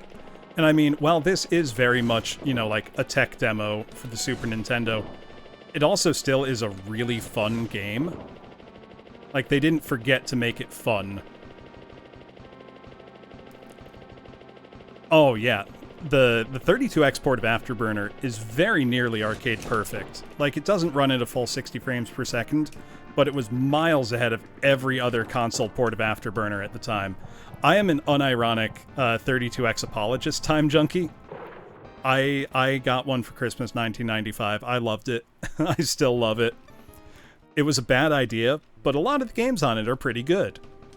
You know, and especially even a couple of the exclusives. Like, I like Knuckles Chaotix a lot, which I realize is not a commonly held opinion. No, that was the Jaguar CD, Ilska Zornik, which I had a Jaguar for a number of years. I never bought a Jaguar CD because half of them don't work and they're very expensive. I sold the Jaguar eventually. But on 32X for exclusives, you had some really good stuff, like Calibri, which is a really cool hummingbird-based shooter. Tempo, which is a super stylish platformer. What else? I mean, Knuckles Chaotix. Metalhead was actually a really impressive mech first-person game. Yeah, the special stages are great. No, Calibri, like Spanish word for butterfly. Or not butterfly, hummingbird, duh. Mariposa is butterfly. No, the Spanish word for hummingbird, colibri. Which makes sense. Yeah, exactly, Hanabi's got it. Yeah, it's like flying Echo the Dolphin, with all the nightmares that entails. Yeah, Tempo, cool series. I would love to get myself a copy of... Oh, I didn't see that guy. I would love to get myself a copy of Super Tempo on Saturn, and Tempo Jr. on Game Gear. But they're getting expensive, which I'm not happy about. Other 32X exclusives that were very cool back in the day, had the only home port of Star Wars Trilogy Arcade, which is a very hard-to-come-by Sega arcade cab from 1993. But the home port of it, some of the best 3D on any home system at that time. Shadow Squadron was another space game with smooth shaded 3D that looked great and ran at a good frame rate. Had some really impressive effects. Zaxxon Mother Base 2000 is kind of a disappointing take on Zaxxon, but it had a cool gimmick and it looked nice. It's still one of the cheaper 32X games to grab today. Yeah, exactly. It's incredible for the day. Knuckles Chaotix has a lot of problems, like I'm not going to pretend it doesn't, but I feel like it's cool enough that it kind of doesn't matter. Like the look, sound, overall, like the presentation in that game is second to none. Looks and sounds incredible, especially for the time period.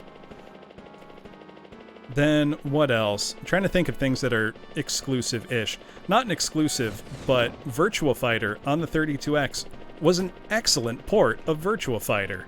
Like, really, really good. Better than the original Saturn release.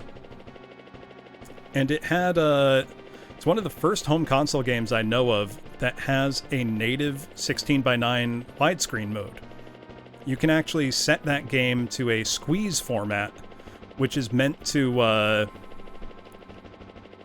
allow for greater resolution, and it does. It actually works. Hold on, my cat is destroying my door. Kitty, come in. Don't just peel at the door. Hold on one sec.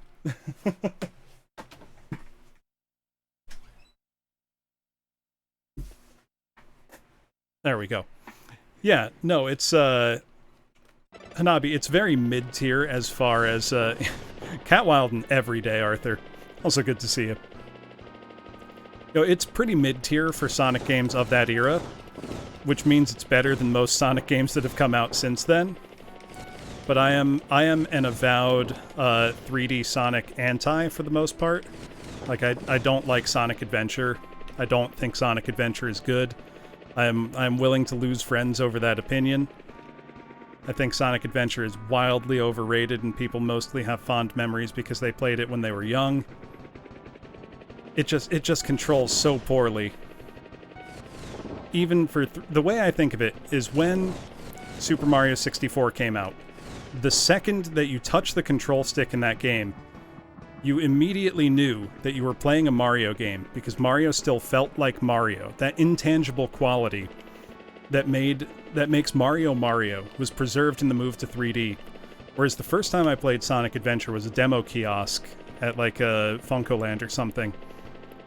And I touched the control stick and Sonic flew off at 1,000,000 miles an hour. The camera didn't follow him and he clipped through the level. And I think that... Oh, I love the Chow Garden. Don't get me wrong. But I felt like that really encapsulated the Sonic experience. The thing is, the thing that makes the best 2D Sonic games fun, I don't think fundamentally translates to 3D very well. Oh, Labyrinth is absolutely worse than 06. Labyrinth is bad, and I say that as someone that likes Sonic 3D Blast. So you shouldn't take my opinion too seriously. I also like Sonic R, but that's because Sonic... I want to feel the sunshine. Let me not crash the helicopter this time going in for a landing. Which is much harder than it looks. I want to point out, class, if you've never played this, landing the helicopter is really hard. It's not easy. I'm gonna start running out of fuel soon. There's wind that's blowing you around. It's not easy, I promise. I'm not just bad at games and making up excuses for myself. It's not just like line it up and let it play itself.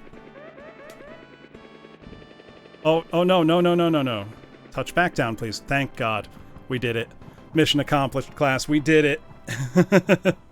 Now we can save our flight instructors who had been taken hostage by the evil syndicate. That's what they're called in game. We didn't crash into the water this time. Rescue successful. And now we get this dope scene. You've done a terrific job. For an outstanding performance, I award you silver pilot's wings. I would cry, Hanabi. And imagine if you died in the Ikari Warriors section. So, Time Junkie, I am playing on... I'm getting captured directly out of my Super Nintendo over a capture device component or composite into my PC. So I am playing on my PC monitor, but you are just getting feeds straight out of the back of my Super Nintendo. Also, now you're like, cool, I beat the game. What? And then you get Pilotwings, Expert. You thought it was hard before? You're just getting started. Now we've got this sick color palette. Let's check it out. And we're back to Tony. This time, we'll practice the skills that you learned in your first lesson. However, this time you must try flying in some cold winter weather.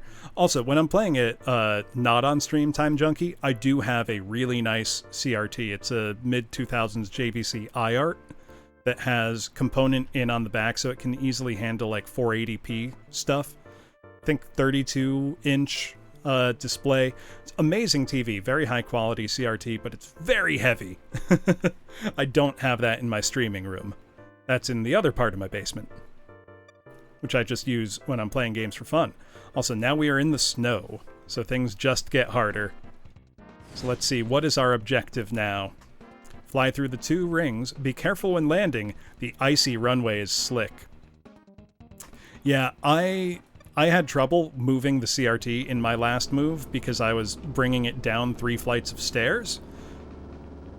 And it's like 120 pounds. Thankfully, now it is on a ground floor.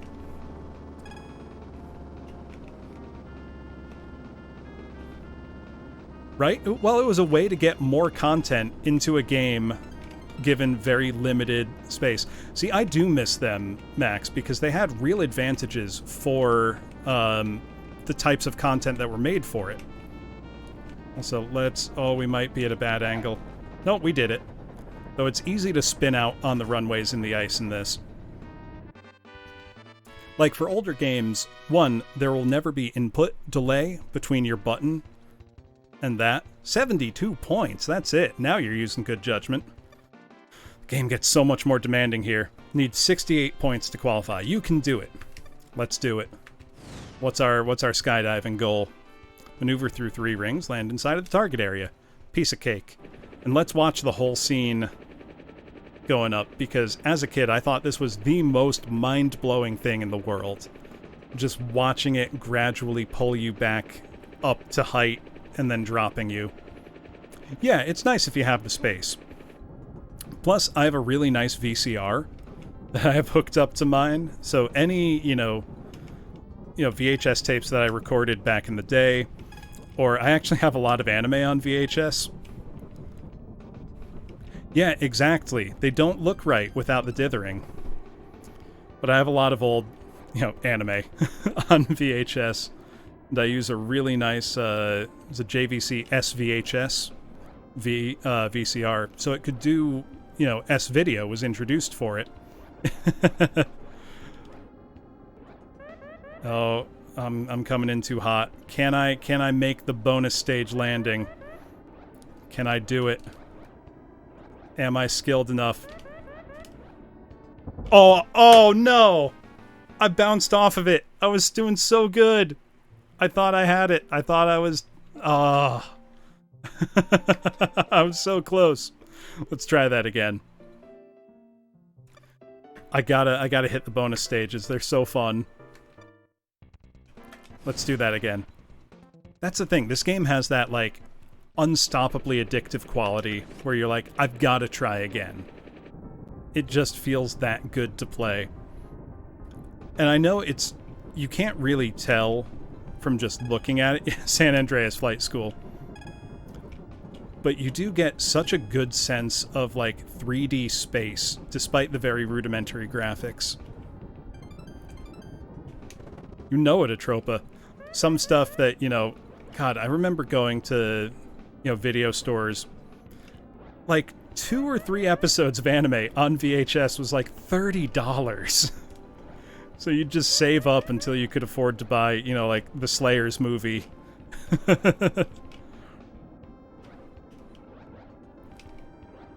There it is. I'm mega ultra cracked. There we go. Look at that.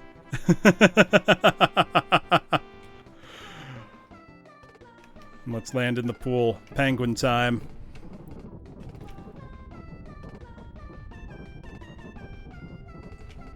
Can we nail the 50? Oh no, I got 10. I gotta stand up for Lena for all time, Atropa. What a waste of a bonus stage. Fuck you, Tony. You can't tell me I wasted a bonus stage, you dick. I'm gonna see what the scoring on the plane is to see if I can crash on purpose. Yeah, that's why she's perfect, Atropa. What's our scoring? Can I crash on purpose? I think I can. I'm mad at Tony for saying I wasted a bonus stage. So thank you for the applause, Ilska. Also, do you prefer Ilska or Ilska Zornig every time? Want to make sure I'm getting people's names right.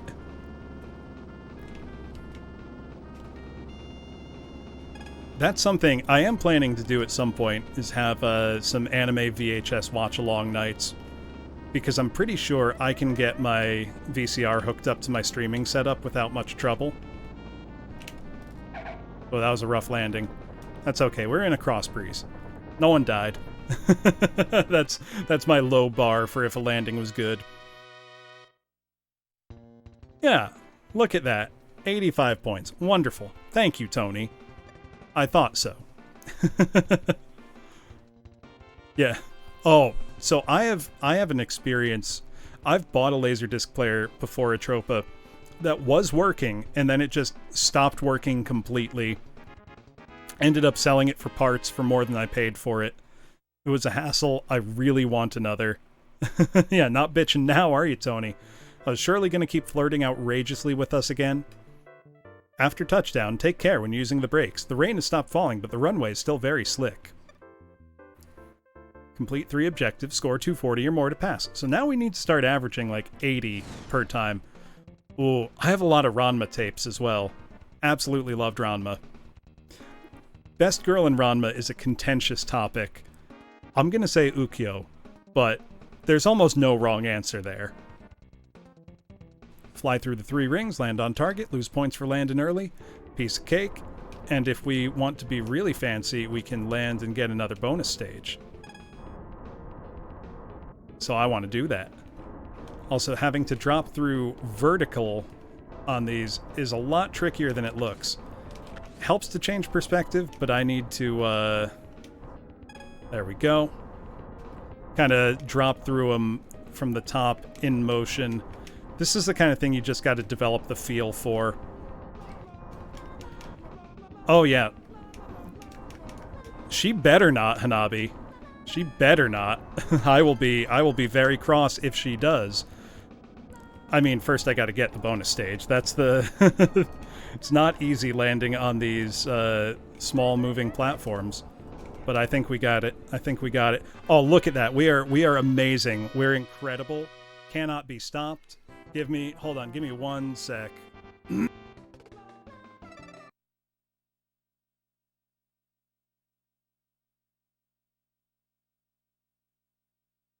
Sorry, was coughing. God. There we go. Let me take a sip of water. Hold on. There we go. That's better. All right.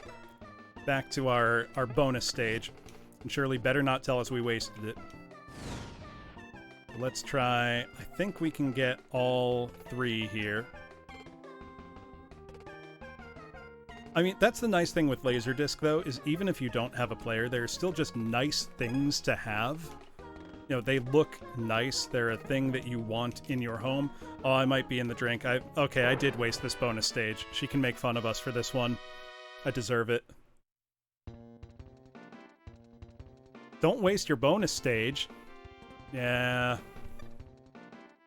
At least she didn't make fun of us for it. Great work. Keep it up. Let's see. Let's skydive next. Oh, that's awesome. Getting them for cheap is the best. Maneuver through 5 rings. Land inside of yellow target area.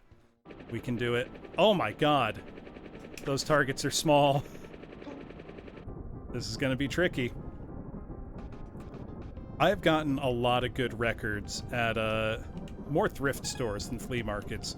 Flea markets, they usually charge a lot for records these days, and that's a pain.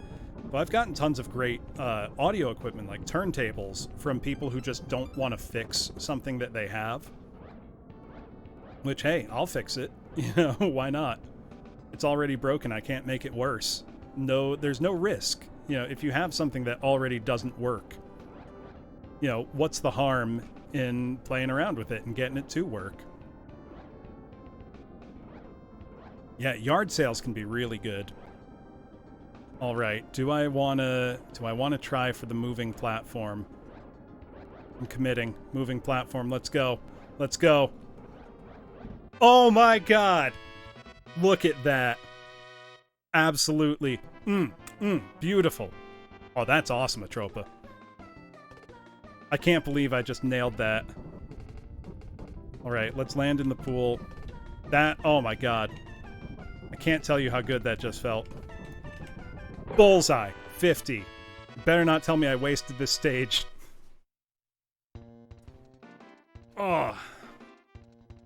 Oh, thank you, Sakara. Very much appreciated. As the kids would say, that's bussin' for real. Was it luck or was it skill? Are you kidding me? All skill, baby. All skill. Oh. Congratulations. You're becoming very good. I just got my license without needing to do the plane at all. Pure skill. All skill. No luck involved. A little luck involved. Let's see. Lance here again. Today, you will find that the wind is quite strong. Try not to be blown off course. That's all you got? That's all you got for us, Lance? Oh, and it's nighttime. And we've got the hang glider to deal with. Let's get the hang glider out of the way first. Yeah. Ride the thermal to a 700-foot altitude, land on target. So the music in the, oh my god, the sunset. Look how pretty this is, class. Like, this is just lovely. This kind of color palette, like, the other systems at the time just couldn't do it. The Genesis couldn't display this many colors on screen at once without some real trickery that most developers weren't capable of, frankly. Alright, can we get to 700 feet, or do we need the second thermal? We need the second thermal, the higher one up here. The feeling of peace and relaxation while doing this, though, is just so nice. Ooh, I will sing something soul stuff. Give me a sec. I will try to land first, if I can. Get caught by the thermal, please. Get to 700 feet. And now we can land. Right, let me find something. Yeah, good time for... Let me find a good chill tune to do. What have I got that's a good chill tune? Do I have chill tunes? I must have some chill tunes. Let's go with kind of a meme chill song. Why not?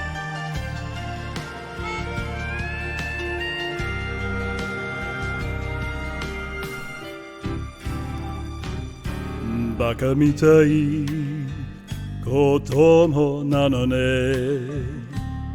Yume o otte kitsutsuite. Uso ka heta na kuse ni 笑えない笑顔を見せた I love you もろくに言わない口下手でほんまに不器用 Oh, I missed なのにどうしてさよならたのダメだねダメよダメなのよあんたが好きで好きすぎてどれだけ強いよ酒でも歪まない思い出がバカみたい。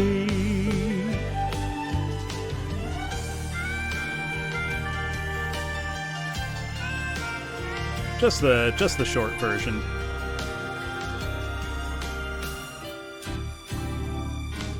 So I really like the music in this stage.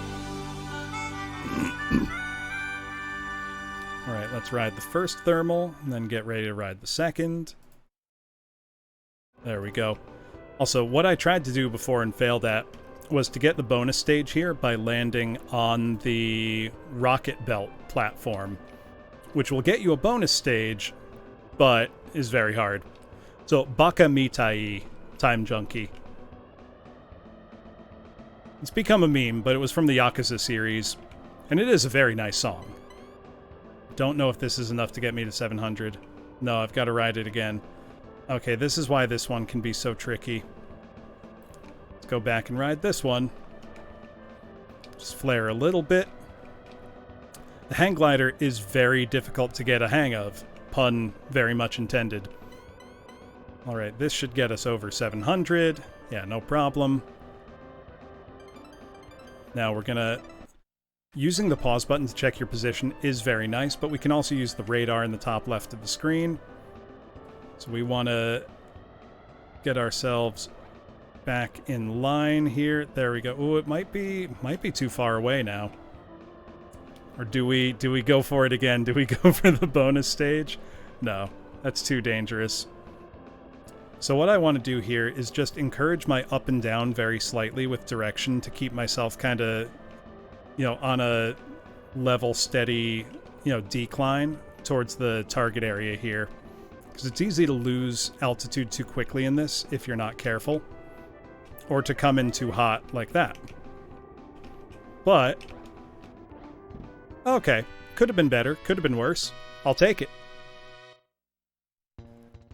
Oh no, Lance is extremely happy with it. Oh, that's just great. I love the faces in this game. Okay, seems so easy now, doesn't it? We'll see about that. Let's rocket belt, because I know I'll probably do better at that than I will at the light plane. Touch the green bar-shaped beams, then land on target. Piece of cake. Ooh, but the beams are very low to the ground. Man, I love the sunset color palette here, though. The, like, purplish water, beautiful orange hues in the sky. We're just gonna have to be careful not to fall into the water. That's the main thing here. Just don't fail. All video games are very easy when you consider that all you really need to do is not fail. You know, if it's a, you know, action game, simply do not get hit. Oh, how did I miss that? This is where I've got to use the short boosters. Now I've got to actually pay attention to my fuel. Because I think these are all within 10 feet of the ground. And it gets real squirrely down there in terms of control. So let's swoop in very carefully here. Oh, how'd I miss that? The wind really starts to be a bigger factor later in the game. And I know it looks like I just missed it and am making excuses, but I promise you, give this a play for yourself and you will feel what I mean. There's our last one. Now, where is our landing? To the left here.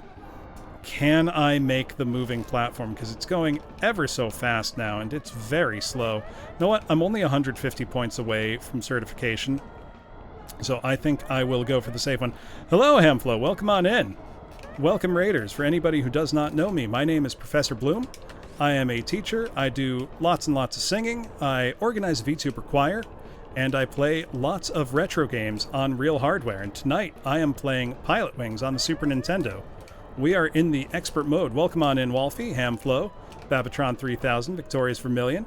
Give me 1 second, I will shout you out. I'm trying to land on a very tiny platform, and it's very dangerous. And I promise I'm good at video games. There we go. Hello. Welcome on in. Hey, thank you for the follow, Babatron. Hello. What were you up to, Hamflo? Hammered. Ooh, Paper Mario. Excellent. Wonderful. Know what? I mentioned I sing a lot. I'll sing a song for you. I do karaoke while I play sometimes, and that's a lot of fun. And let's see. Know what? My calling card is kind of just boomer music. Like unironic actual boomer music. So let me select a boomer song for you. And we'll go with that. Let's see. Ooh, this is a good one that I only know because of a very weird 80s movie called Buckaroo Banzai and His Adventures Across the Eighth Dimension, but it is Since I Don't Have You by the Skyliners. So this is what your grandparents dance to at prom.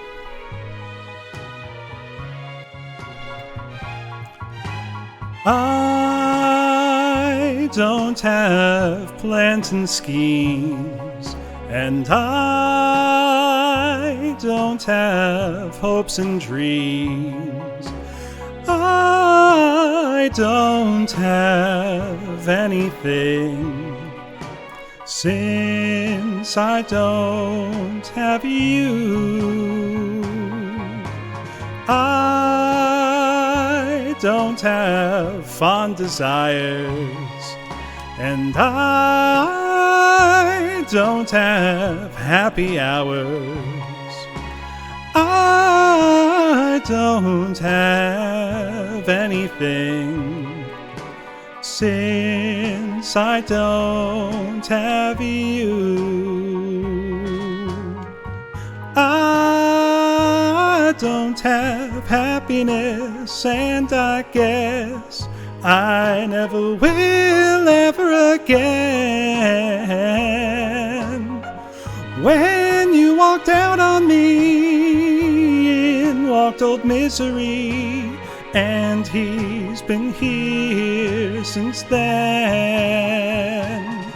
Now I don't have love to share, and I don't have one who cares. I don't have anything, since I don't have you, you, you, you, you, you, you, you, you, you, you. Yeah, that's not dinner, 500 rats. Go eat real food. So thank you very much for the raid, Hamflo. How are you liking Paper Mario? Is it your first time playing it? Or have you played it before? So let me try not to plunge into the ocean. That's very kind of you, Bread. Also, can I land a plane? If my pilot was singing mid-flight, I would be somewhat concerned for the state of my flight. There we go. Thank you, Babatron. So I don't know how many points I'm going to get for that landing, but hopefully it's enough. That's all I really need. 85. There we go. That is, in fact, good enough. This game gets very hard.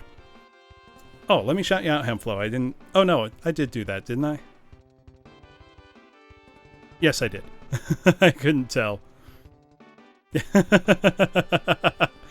Right, Hanabi? It's like, oh no, this can't bode well for our flight. Things can't be going well. Alright. We're back to Big Al.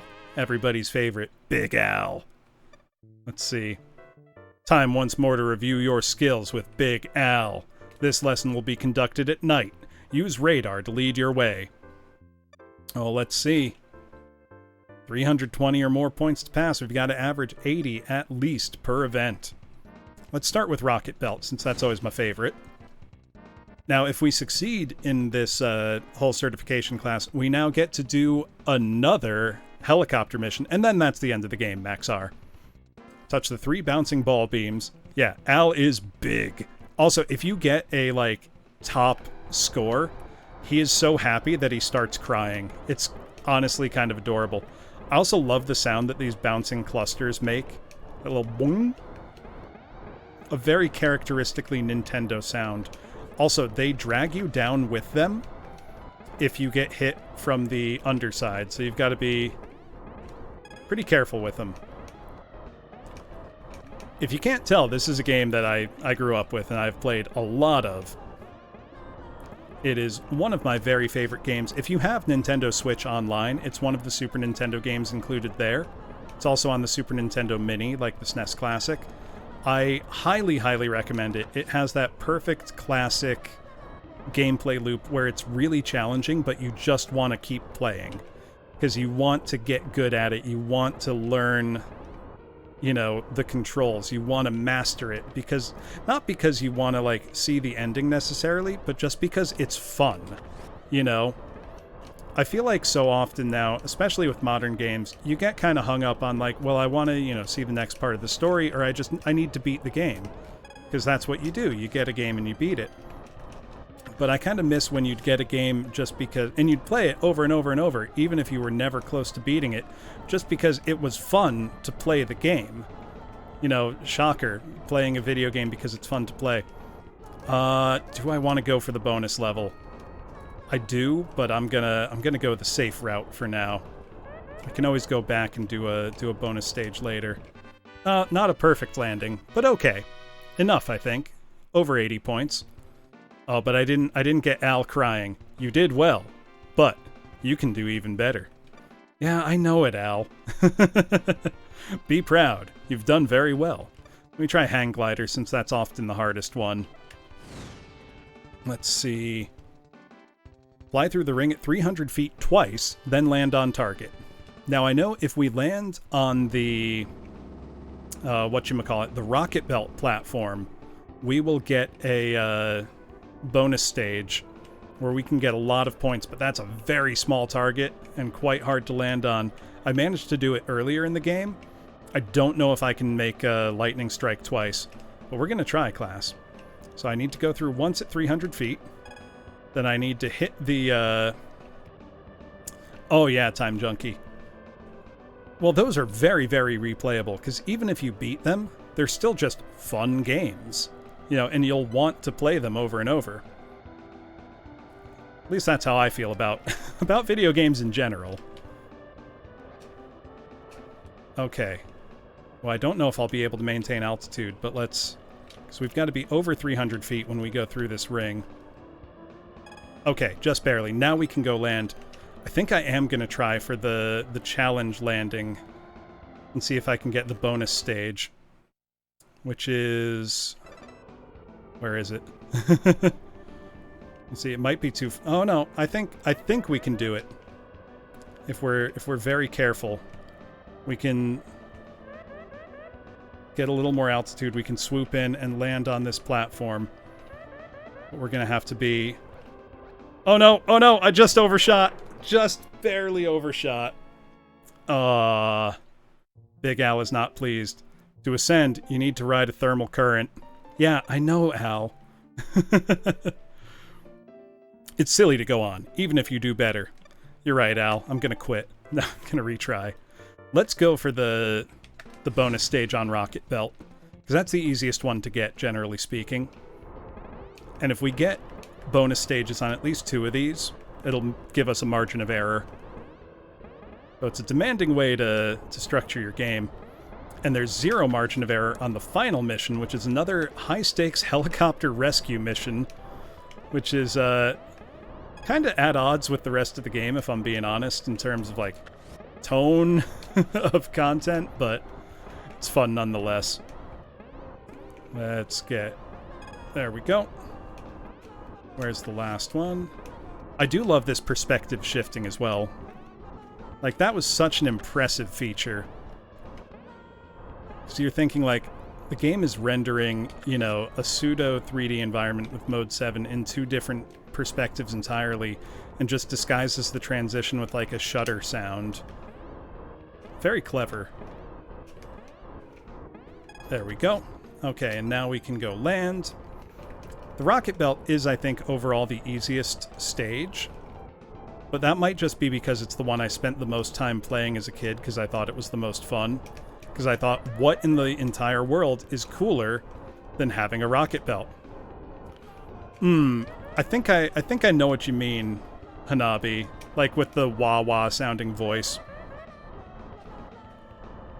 Oh, no. Oh, God. The courage it takes to commit to landing on this platform moving what feels like 1,000,000 miles an hour is immense. I would love so much to have a rocket belt, Hamflow. Like, yeah, for me, I more think of like Doug. Just since so much of Doug's soundtrack was made by, you know, like body sounds, essentially. Oh! I was right there. I was right there. I gotta get it. Be more careful. The equipment is expensive. Yeah, thanks for asking how I'm doing, Al. I'm fine. I didn't drown or anything. I was close. You gotta commit. That's the thing. Because your margin of error is almost zero on that. Let's try again. We're close. We're very close. And then I get to show off the bonus stages again, which they're very cool. I have gotten to show off all 3 different bonus stages tonight, so I'm pretty happy because I almost never get the bird one, which I think you get by landing the hang glider on the rocket belt stage. There we go. There's one. Wow, wow, wow, wow. Wow, wow, wow, wow, wow, wow, wow, wow, wow, wow. This game is one of the ones where the soundtrack, like the whole thing, is just burned into my brain forever. Not complaining. It's a great soundtrack. And unsarcastically, Pilotwings is one of my favorite Nintendo franchises, which I know sounds insane. There's only 3 games, but I love them. Like, Pilotwings and Pilotwings 64 especially, they just have such a good feeling to them. Like, the sensation of playing them is so much fun. Pilotwings 64 also, at the time, those graphics were incredible. And the soundtrack for that one, too, the Birdman stage in particular, is legendary for its just super chill vibes. Okay. We've gotta commit. Gotta find the right spot. Nope, too soon, too soon. Okay, we can do it, we can do it. I know this isn't the most effective way to beat the game. It was just Pilotwings and Mario 64 at launch max. And, I mean, they're both incredible games. And more games came out pretty quickly thereafter, but... I mean, honestly, between those 2 games, though, you could play for months. Because there was so much to do in both of those games. You know, they both had an extraordinary amount of content. Yeah, there was a shogi game in Japan, but in the North America, it was just those 2 games. And then the N64 had desperately bad software droughts on a regular basis, where there was just no new games coming out for months at a time. Which is kind of Nintendo's own fault. Not just for the way they structured the N64 hardware, but for the way they, treated publishers and developers all through the 8 and 16-bit era. I love Nintendo, but they had some skeevy business practices back in the day. Kind of understandably, in some cases, because for a while, the Famicom market in Japan very nearly was completely overrun with low-quality software. You know, it was nearly an Atari 2600 in the US situation, where, you know, people saw a gold mine, basically, when the Famicom started getting popular throughout 1984 into 1985. And it was like, everyone was in a rush to get some kind of software out, regardless of quality. And it was, Nintendo did not want that to happen in the US market because they knew that's deadly in the US. You know, American consumers still very freshly remembered how poorly video games had gone as a home product. Which is why they tried to disguise the NES as not a games console, but a piece of home entertainment. You know, there we go. We got it. You know, similar to like a VCR or other, you know, piece of like hi-fi equipment or something you'd have, you know, in the home. Also, let's do our Birdman stage here. which if we're careful can get us a lot of extra points. I would love to show more of the horizontal view, but it's super unhelpful for actually playing this. Oh no, I almost messed up again. Okay, here we go. Now I can go for the maximum points in the center. I think I've got enough momentum. Nope. Oh, I was so close. I swear to God, if Al tells me I'm wasting my bonus points. You lucky dog. It's not luck, Al. It's not luck. I swear. Be proud. You've done very well. Thank you, Al. Alright, we only need 200 points, though. So we have room to mess up. Let's skydive. No funny business. Let's just skydive. Oh, but that's a small, small target. Now, if you land on the moving target, you get the bonus stage, which I've done a few times tonight, but it is hard to do. Also, I will never get tired of that, you know, being lifted by the chopper and released visual perspective. It just looks so nice. Oh, I've lost it. I've lost it completely. Sorry, Al. I'm gonna disappoint you. The wind is too strong. Alright, let's set ourselves up so we can turn and come in. There we go. Okay, we're in good position now, at least.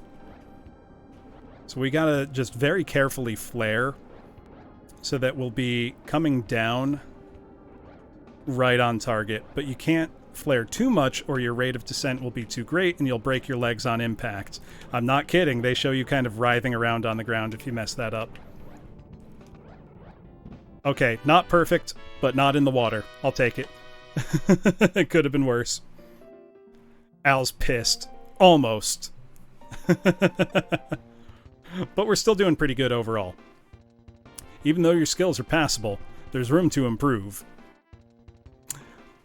Ooh. I don't know any Enka Time Junkie. I know a bunch of just, you know, some J-pop and anime openings. But it's not really my specialty. What I do professionally, I do sing, like, Western classical music. Professionally. But that's not as much fun on stream, you know? That's not the market. Maybe I'll do one. Let's see. Take off. Fly through the 2 moving arches, then land on the runway. This sounds hard. And I can hear a strong wind already. There's 2 moving rings, which I think are... Where are they even? This is one that I've never been good at. Okay, I see one of them. I love classical music soul stuff, but that shouldn't be a surprise.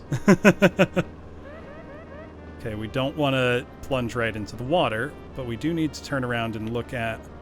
Okay, there's one ring. Oh, I see. They are rotating.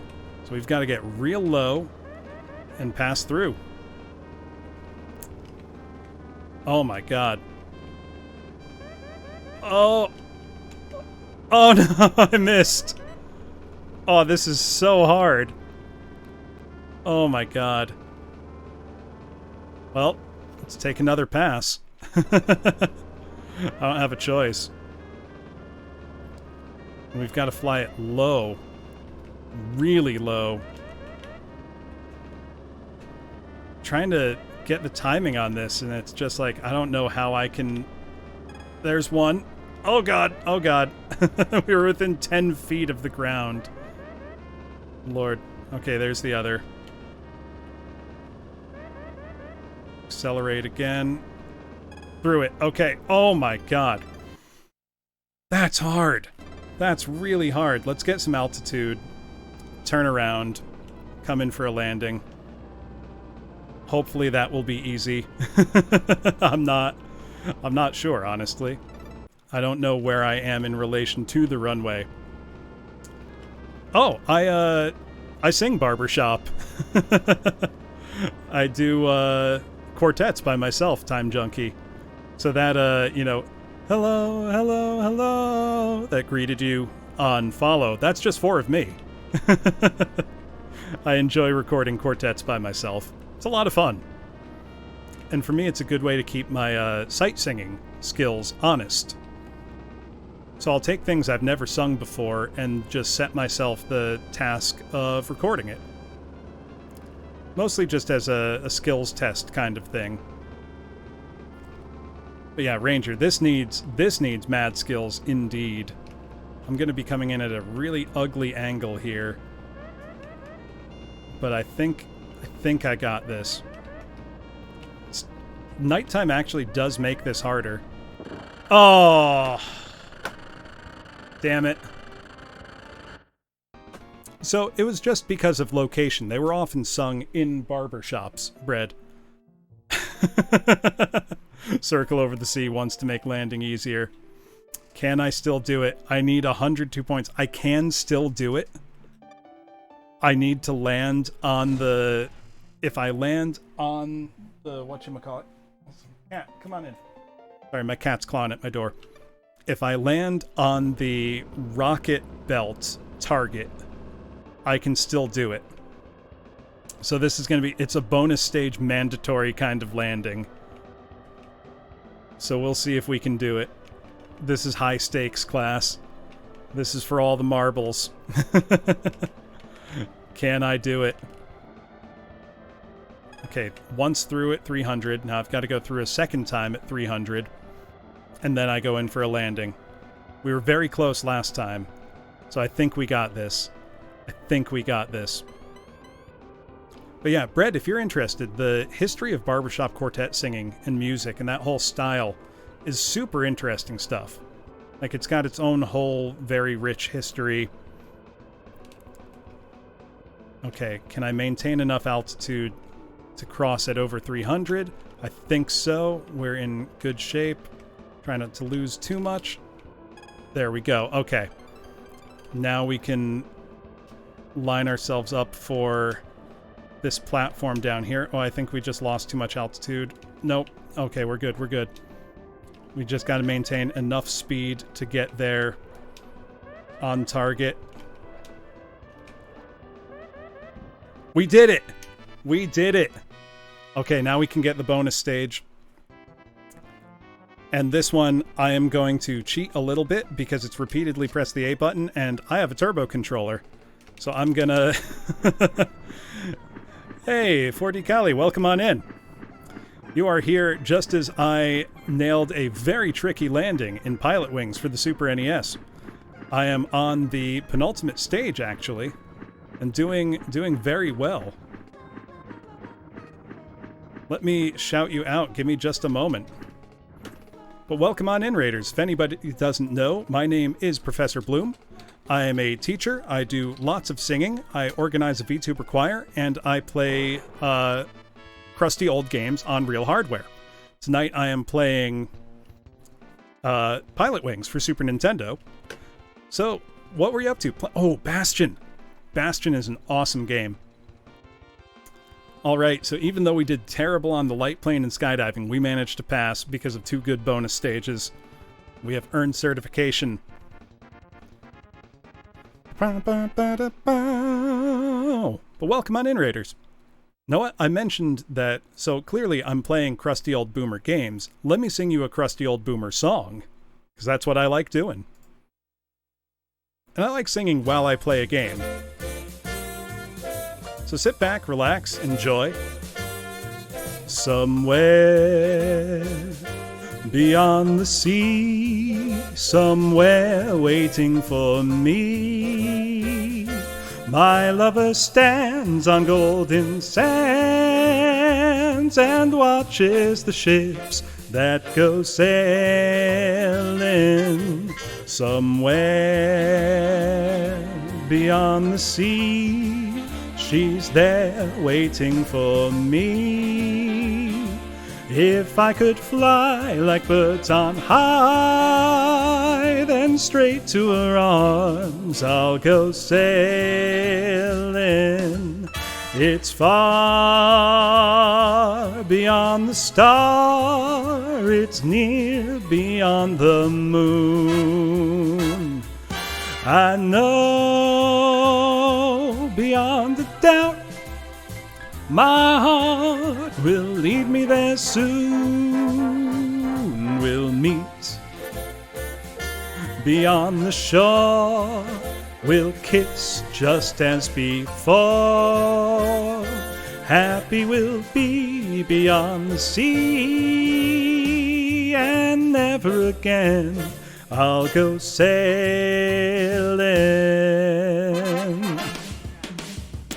Also, this game pivots from being a fun, flight simulator, get your pilot's license to, by the way, there's an evil terrorist organization and we need you, freshly trained pilot, to go and rescue people and destroy the terrorists in an attack helicopter.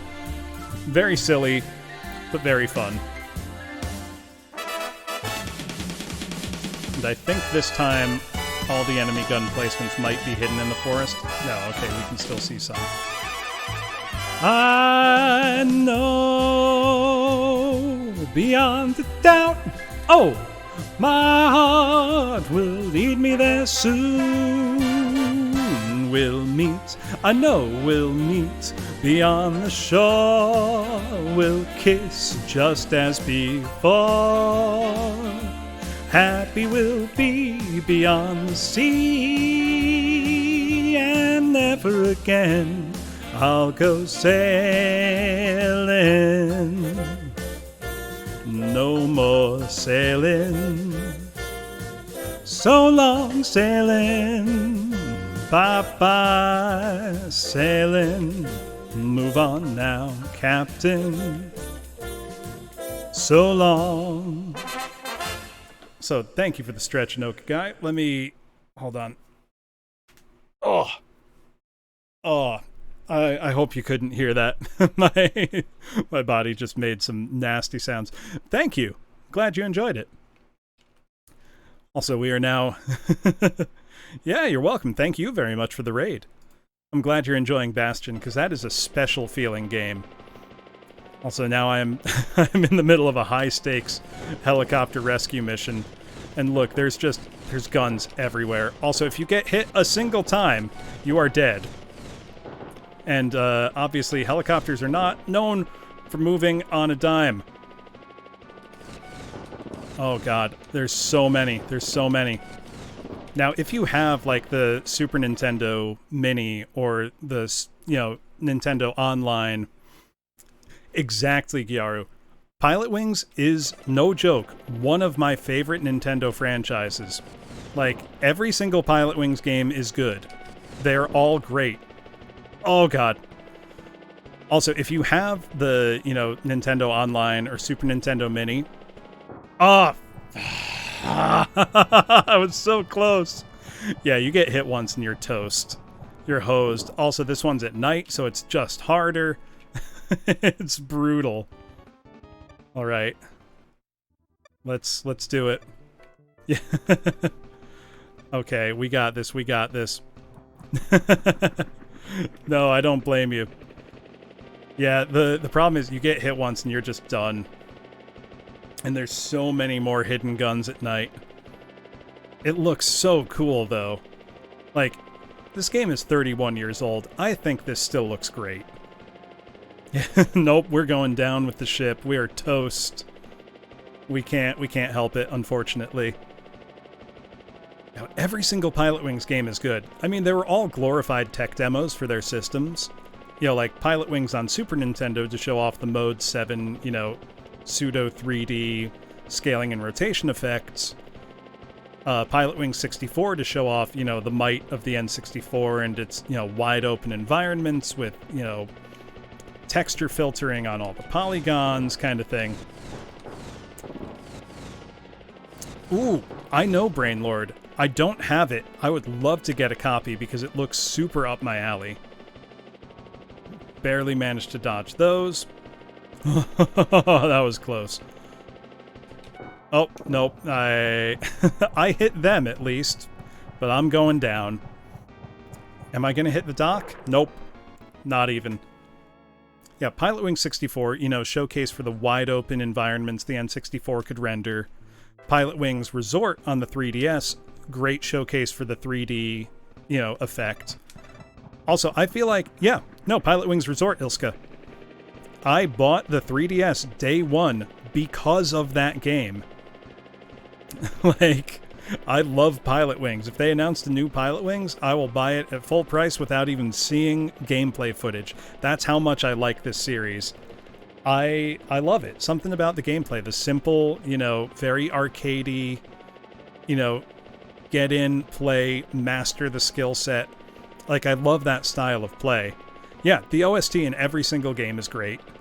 I think Pilotwings 64 has the best soundtrack overall, but they've all got great play control. I feel like I'm one of the only people who really liked the 3D effect on the 3DS. Like, I virtually always played with it on, because I think for a lot of games that were designed well, it really did enhance their both look and playability. Hey, Hazmat, welcome on in. Welcome on in, Raiders. If you don't know, my name is Professor Bloom. I am a teacher. I do lots of singing. I organize a VTuber choir, and I play lots of retro games on real hardware. You were doing mandolin practice, weren't you? Oh, I would love if there was an Advance Wars. There was that, Redux, but welcome on in. No, I sang for the last group of Raiders. Let me sing another good old boomer song for you. Let me see what I got. Though it is getting late, and I want to be considerate towards my neighbors. So let's see what I got. But yeah, welcome on in. Delayed indefinitely. Ugh. Don't say that. I have not, Mike. I'm going to have to look at that, because anything that gives me the sensation of Pilotwings, I need it. I need more of it in my life. Yeah, exactly. Just get it out there, because it'll keep making you money. That's the thing. Oh, know what? Since you're a mandolin player, Hazmat, I know what I'll sing. One of the best-known mandolin players in pop culture. I'm sure you recognize the song already. Wake up, Maggie, I think I got something to say to you. It's late September and I really should be back at school. I know I keep you amused, but I feel I'm being used. Oh, Maggie, I couldn't have tried anymore. You led me away from home just to save you from being alone. You stole my heart, and that's what really hurts. The morning sun, when it's in your face, really shows your age. But that don't worry me none. In my eyes, you're everything. I laughed at all of your jokes. My love, you didn't need to coax. Oh, Maggie, I couldn't have tried anymore. You led me away from home just to save you from being alone. You stole my soul, and that's a pain I could do without. God, this is close. All I needed was a friend to lend a guiding hand. But you turned into a lover, and mother, what a lover, you wore me out. All you did was wreck my bed, and in the morning kick me in the head. Oh, Maggie, I couldn't have tried anymore. You led me away from home, 'cause you didn't want to be alone. You stole my heart, I couldn't leave you if I tried.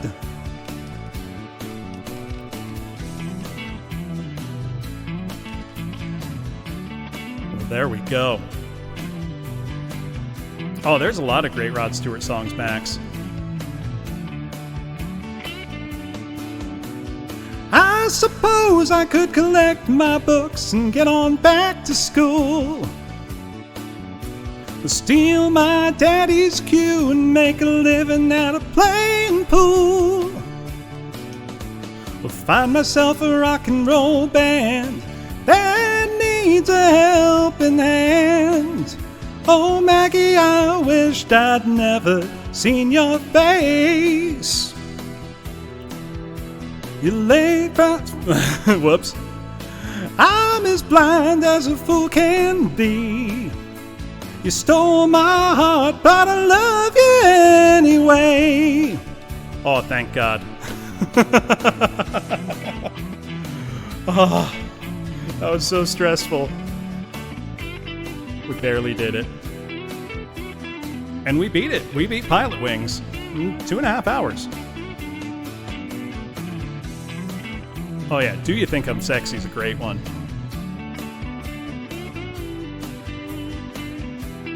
You've done a simply magnificent job. As a reward for your exceptional performance, I hereby award you our highest honor, the Golden Pilot's Wings. Look at that. In recognition of deeds above and beyond the call of duty, you are awarded the top honors in Golden Pilot's Wings. Oh, that feels good. Let's get that credit roll, please. Oh, though for this, sorry, Rod Stewart, you're getting short shrift. We've got to hear the ending theme and enjoy the credits together. Produced by Miyamoto. Directed by Tadashi Sugiyama. Yeah, Tom Cruise looking Sprite. Seriously. Hello. Hey, Max, thank you so much for the sub. Hello. Really appreciate that. Thank you very much. Graphic designer Susie Naoki Mori. Sound composer Koji Kondo, of course. Koji Kondo working overtime. Oh, that's a good name, Bastamouth 4103. There's our salute. I don't have hand tracking, but rest assured, I am... Yeah, Nintendo's Iron Man for real. I am saluting. The end. Look at that. We beat Pilotwings. Hello. I didn't even plan to beat it. Hey, thank you for the follow, Bastamouth. Hello. Or Base to Mouth. I mean, Bass to Mouth, it's just fishing. You know, that's, you go fishing, you catch a fish, you eat it. Nothing sus about that at all. Oh, man. I didn't even plan on beating Pilotwings tonight. I was just going to casually play it, but there I go, clearing it in no time. Well, thank you. Oh, hold on. Let me finish the Rod Stewart song. This is almost over. Why not? Let me see what other Super Nintendo games I have in arm's reach.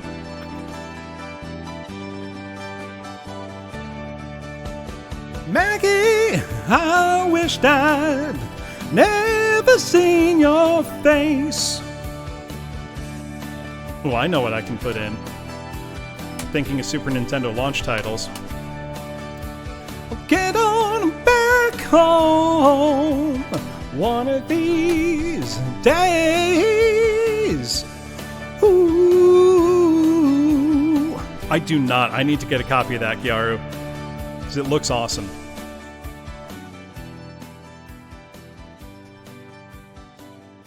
No, but what I do have in arm's reach... No, I have Bubsy 2 for the Sega Genesis in arm's reach, Kawaii Chibi Koneko. But, I do not have my Genesis hooked up. Sorry for the cartridge blow ASMR there. What you can get instead, for a hot second, is one of my other favorite Super Nintendo games, F-Zero. Also a launch title, also a Mode 7 showcase. I adore F-Zero. Not going to play much of it, I just want to show off a little of it. Well, let's see. H-Vitzer Zero, you are a wayward, hell-hated clackdish, a gleeking, fusty gudgeon. So I always went with Samurai Goro. God, don't remind me, Gyaru. It's been, what, 18 years now since the last new F-Zero game? But let's just, very simple. I turned it off, Based Bug. I I wanted to relax tonight, and I'm not feeling getting noited tonight. There's nights to get noited, and there's nights to relax. But this F-Zero was, futuristic racing game, and nothing else looked anything like it at the time. Like, the 3D sensation of racing here. Obviously, the tracks are all flat, because they're just one big image essentially being rotated by the system. But it creates such a nice 3D effect. And it's helped by great track design, super tight controls, and absolutely amazing music. Like, one of the top Super Nintendo soundtracks, in my opinion. I mean, just one of my favorite games, period. F-Zero is another one where there are almost no bad games in the franchise, except for some of the GBA ones. The GBA ones are just okay, in my opinion. Like, they're not great, but they're not bad. They were really pushing, like, you got a Super Nintendo quality experience on a handheld, and that was pretty cool. Also, you can maintain the top speed with Samurai Goro and the Fire Stingray pretty well, especially when you use your boost. Though, the jumps actually do slow you down. I mean, I think the reason there's no more Ranger is because they got it completely perfect with F-Zero GX. I don't think you can make a better racing game than F-Zero GX. It's so good. Even now, even all these years later, even visually, the graphics still look great. The gameplay is blisteringly fast, hyper-responsive, just like all-around absolutely incredible game. Also, I've got to point out the destruction animation in this. So, I've watched the anime two ways, Based Bug. Once was as it was airing in the US, and it's bad because they aired it partially out of order. They didn't finish it. The localization was real cheesy. But watching it actually as a show, yeah, it is surprisingly good. Though the best scene in that show is the Falcon Punch. Like, the Falcon Punch. That's unreasonably hype. There we go. Yeah, if they put... Here's what you do. You put out GX HD, enable online multiplayer, and that's it. Captain Falcon's a chump. In this household, we stand Samurai Goro. Samurai Goro for Smash Bros. I've been saying it since Melee. And Big Blue. One of the most iconic tracks. Amazing music. Super cool tropical vibe. Bum, ba-da, bum, ba-da, bum, ba-da. Literal anime OP. Top Gear's a great one. Oh, I would buy that in a heartbeat, Hanabi. F-Zero X. Both F-Zero X and Quake 2 in the same year were like the video games that introduced me to heavy metal music.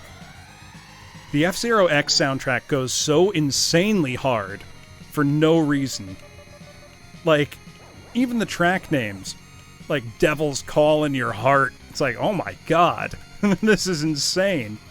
This is so good. Oh yeah, no, the soundtrack's incredible in this. And, God. Okay, I'm gonna describe what... Nintendo can never make this game. No one can make this game, because it would be the best game ever made and we wouldn't need other video games. Imagine Amusement Vision, which was the Sega division that made the Super Monkey Ball games back in the day, and F-Zero GX and AX. Imagine, get that staff back together for F-Zero GX2. Just call it GX2. Who cares? Or F-Zero UX, or whatever you want to call it. Doesn't matter. Get that team back together, hire Platinum Games to make a character action game based around Captain Falcon as a bounty hunter, and then have the races and story scenarios from GX made by Amusement Vision. Smash those two games together, and you've just made the best game that ever will be made. It would be without fault. It would be the best game I've ever played. It would be the best game you've ever played. You might not even like racing games, but you'd have to admit it. God, just the One thing that went a long way to selling F-Zero as cool was the comic book that came with the game in the manual. Because it's like, here's this crazy world, and you've got this bounty hunter race car driver, and this crazy samurai dude, and a weird doctor, and a fish man. Captain Falcon had a gun, right? Also, just listen to this track. This is so good. And the thing is, every single stage has an iconic track in this. And you would think, how can you possibly make sequels that are as good or better? But they did it every single time. F-Zero X on N64 is one of the only games on that system to run at a consistent 60 frames per second. You know, it runs gorgeously. I mean, the graphics are very simple to enable that, but it creates a distinct visual style. And look at this, you know, cool multi-directional scrolling there on the sand. And we've got like a cool, almost polyrhythm kind of thing going on with this music. It's just so good. And I know the tracks, you know, they're flat planes with a background that scrolls, but they managed to have so much identity for all of that. Exactly, style counts for so much.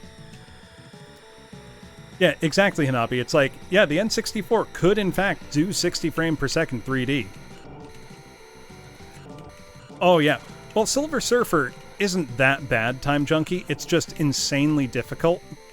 So most of the games Tim Follin worked on, unfortunately, had a... Okay, CIB Star Fox is nice. I did Based Bug. I mean, I played as other people too. In X, I would love the, you know, create a car thing. Same in GX.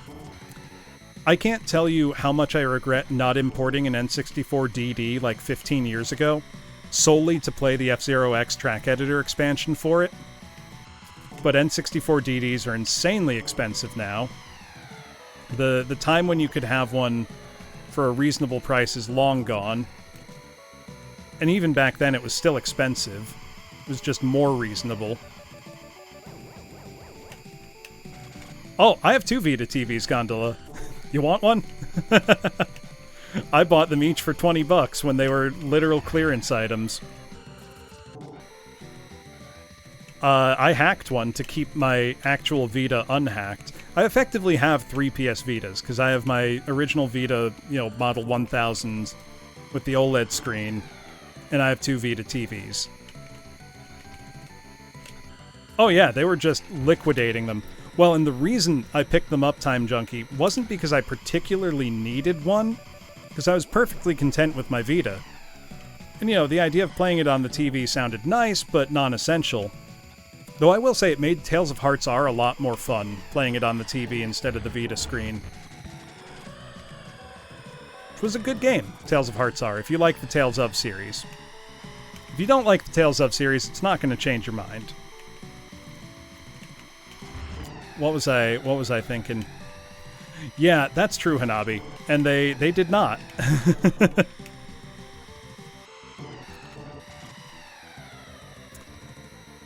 Oh yeah, the OLED Vita is just a wonderful piece of hardware that Sony apparently hated. I don't know what was wrong with them. I've not played it with the motion seat, Gyaru, and I know you have, and I'm very jealous. I've played the regular AX cab, but never the motion one. I don't even know if I'd fit in the motion one. I might be too tall. Because I've had that problem with some arcade cabs before, where it's like, I guess technically I could squeeze into it, but it's very unpleasant. Like, it's almost not worth playing it at that point. Let's see, can I sneak into first? Just barely. There we go. It was way too much. Oh, man. And yeah, Hanabi, that's a really good deal. Especially now, you know? Oh, Death Wind. Another stage, Heavy Wind. Hard to understand by just watching it. Playing it, you definitely feel your car getting blown all over the place. Another one with absolutely iconic music.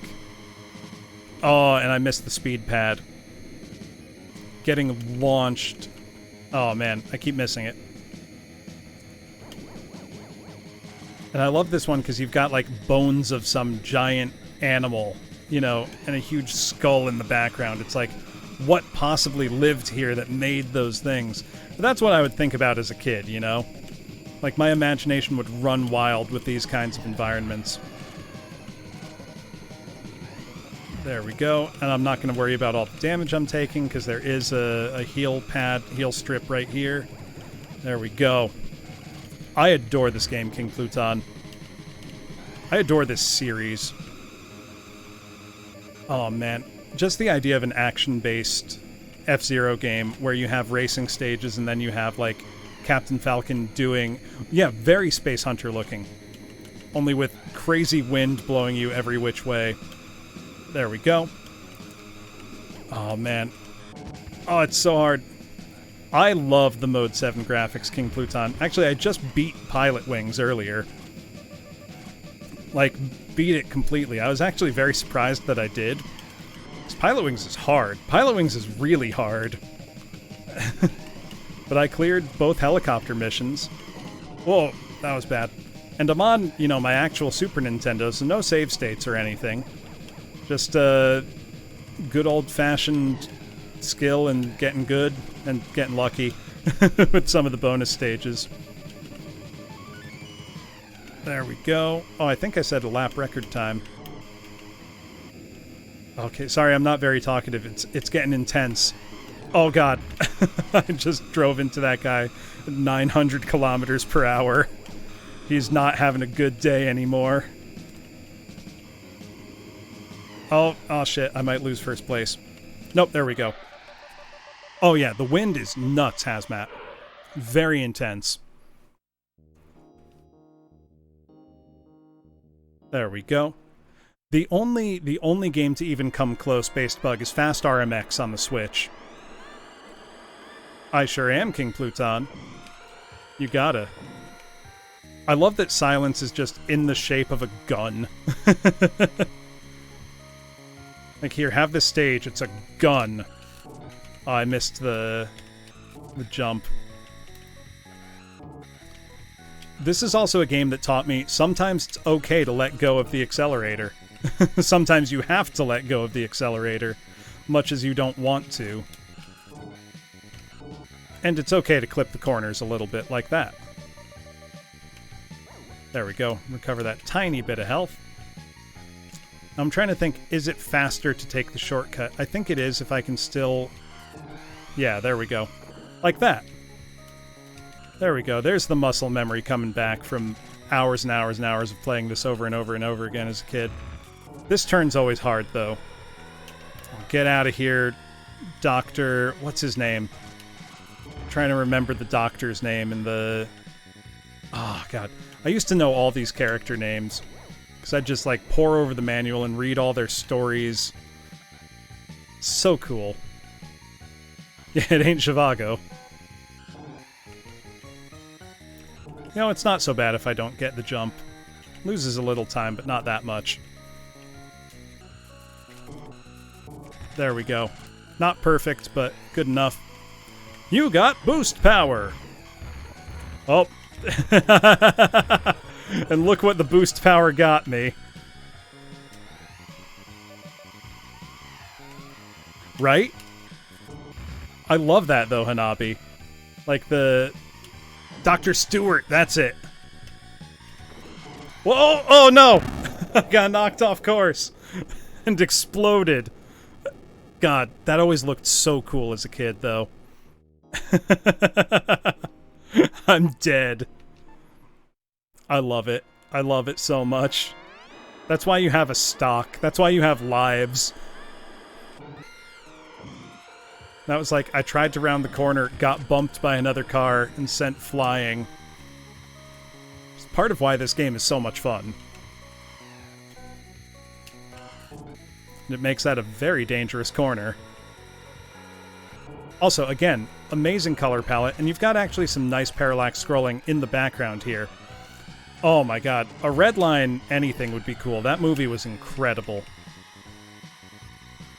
Some of the finest animation just ever.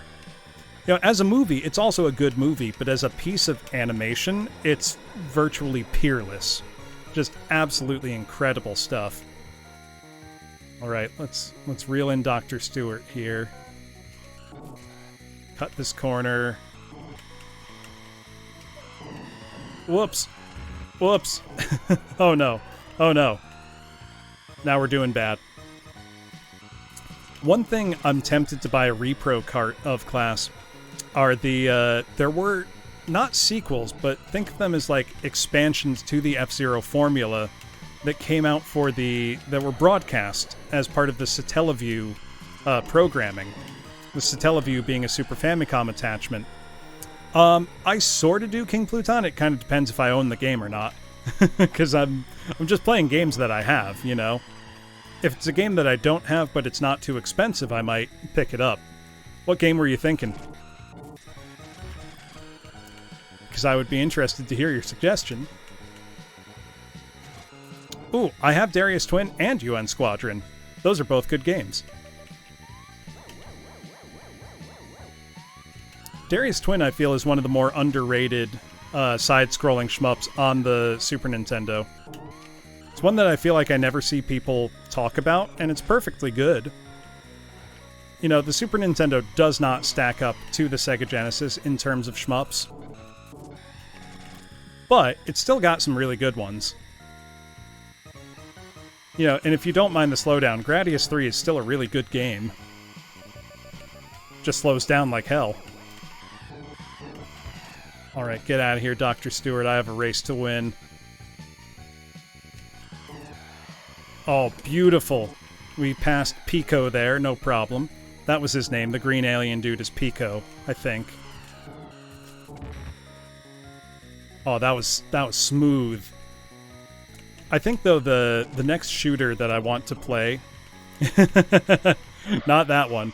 Next shooter I think I want to play is probably, gonna be... whatchamacallit? Musha on the Sega Genesis. Because that's one of my favorite shmups, period. But yeah, a little F-Zero before we ended the night. I think I am gonna call it here, though. Because I just wanted to do a little stream. I'll put a schedule up tomorrow.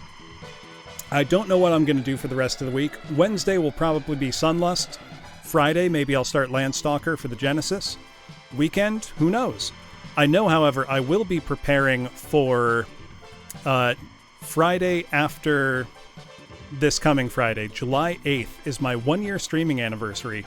So I will be doing a 24-hour stream. I don't know what all I'll be doing yet. Oh god, Nintendo putting any F-Zero anything in new things makes me happy, Based Bug. Any scrap, any table scrap. Like, Nintendo, please give me anything. Anything.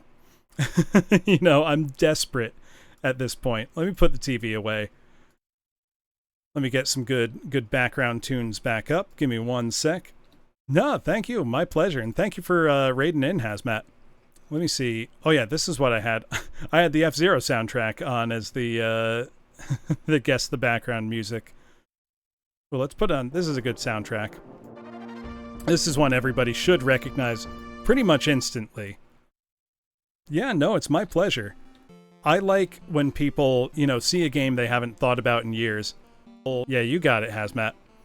But let's see who is online that we can go raid into... See, does anybody I know playing retro? I know Dot's playing Shunu Mihari Kawase right now. Yeah, that was very satisfying, Ranger. Just because it's so... God, those stages are hard. Rod Stewart gave me the power to pull through. I'm gonna thank Rod Stewart for it.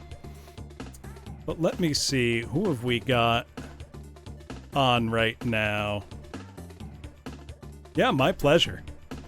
Ooh, I know Cali Calico is playing, however you want to call it, Higurashi, When They Cry, which is an excellent VN.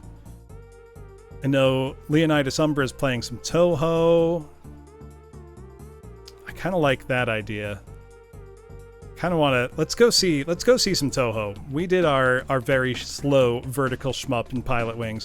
So let's retro raid over into Leonidas Umbra. It's actually one of the tenors in the VTuber choir I organize. So let's retro raid, or really whatever you want. I'm not picky on the message. Let's head over to Leon and see if how he's doing at at Toho. I know he'd been getting filtered for a while, so I want to see how he's doing. All right, but thank you all for coming. I'll put a schedule up on Twitter tomorrow, and then hopefully be streaming Wednesday, Friday, and probably Saturday. So have a great night, everybody.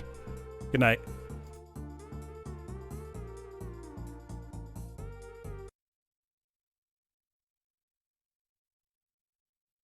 Oh, it's good. It's good. Oh, Bloom, Professor Bloom. Hold on. Ranger UAC, thank you for stopping by. Thank you for the raid. Welcome, Raiders.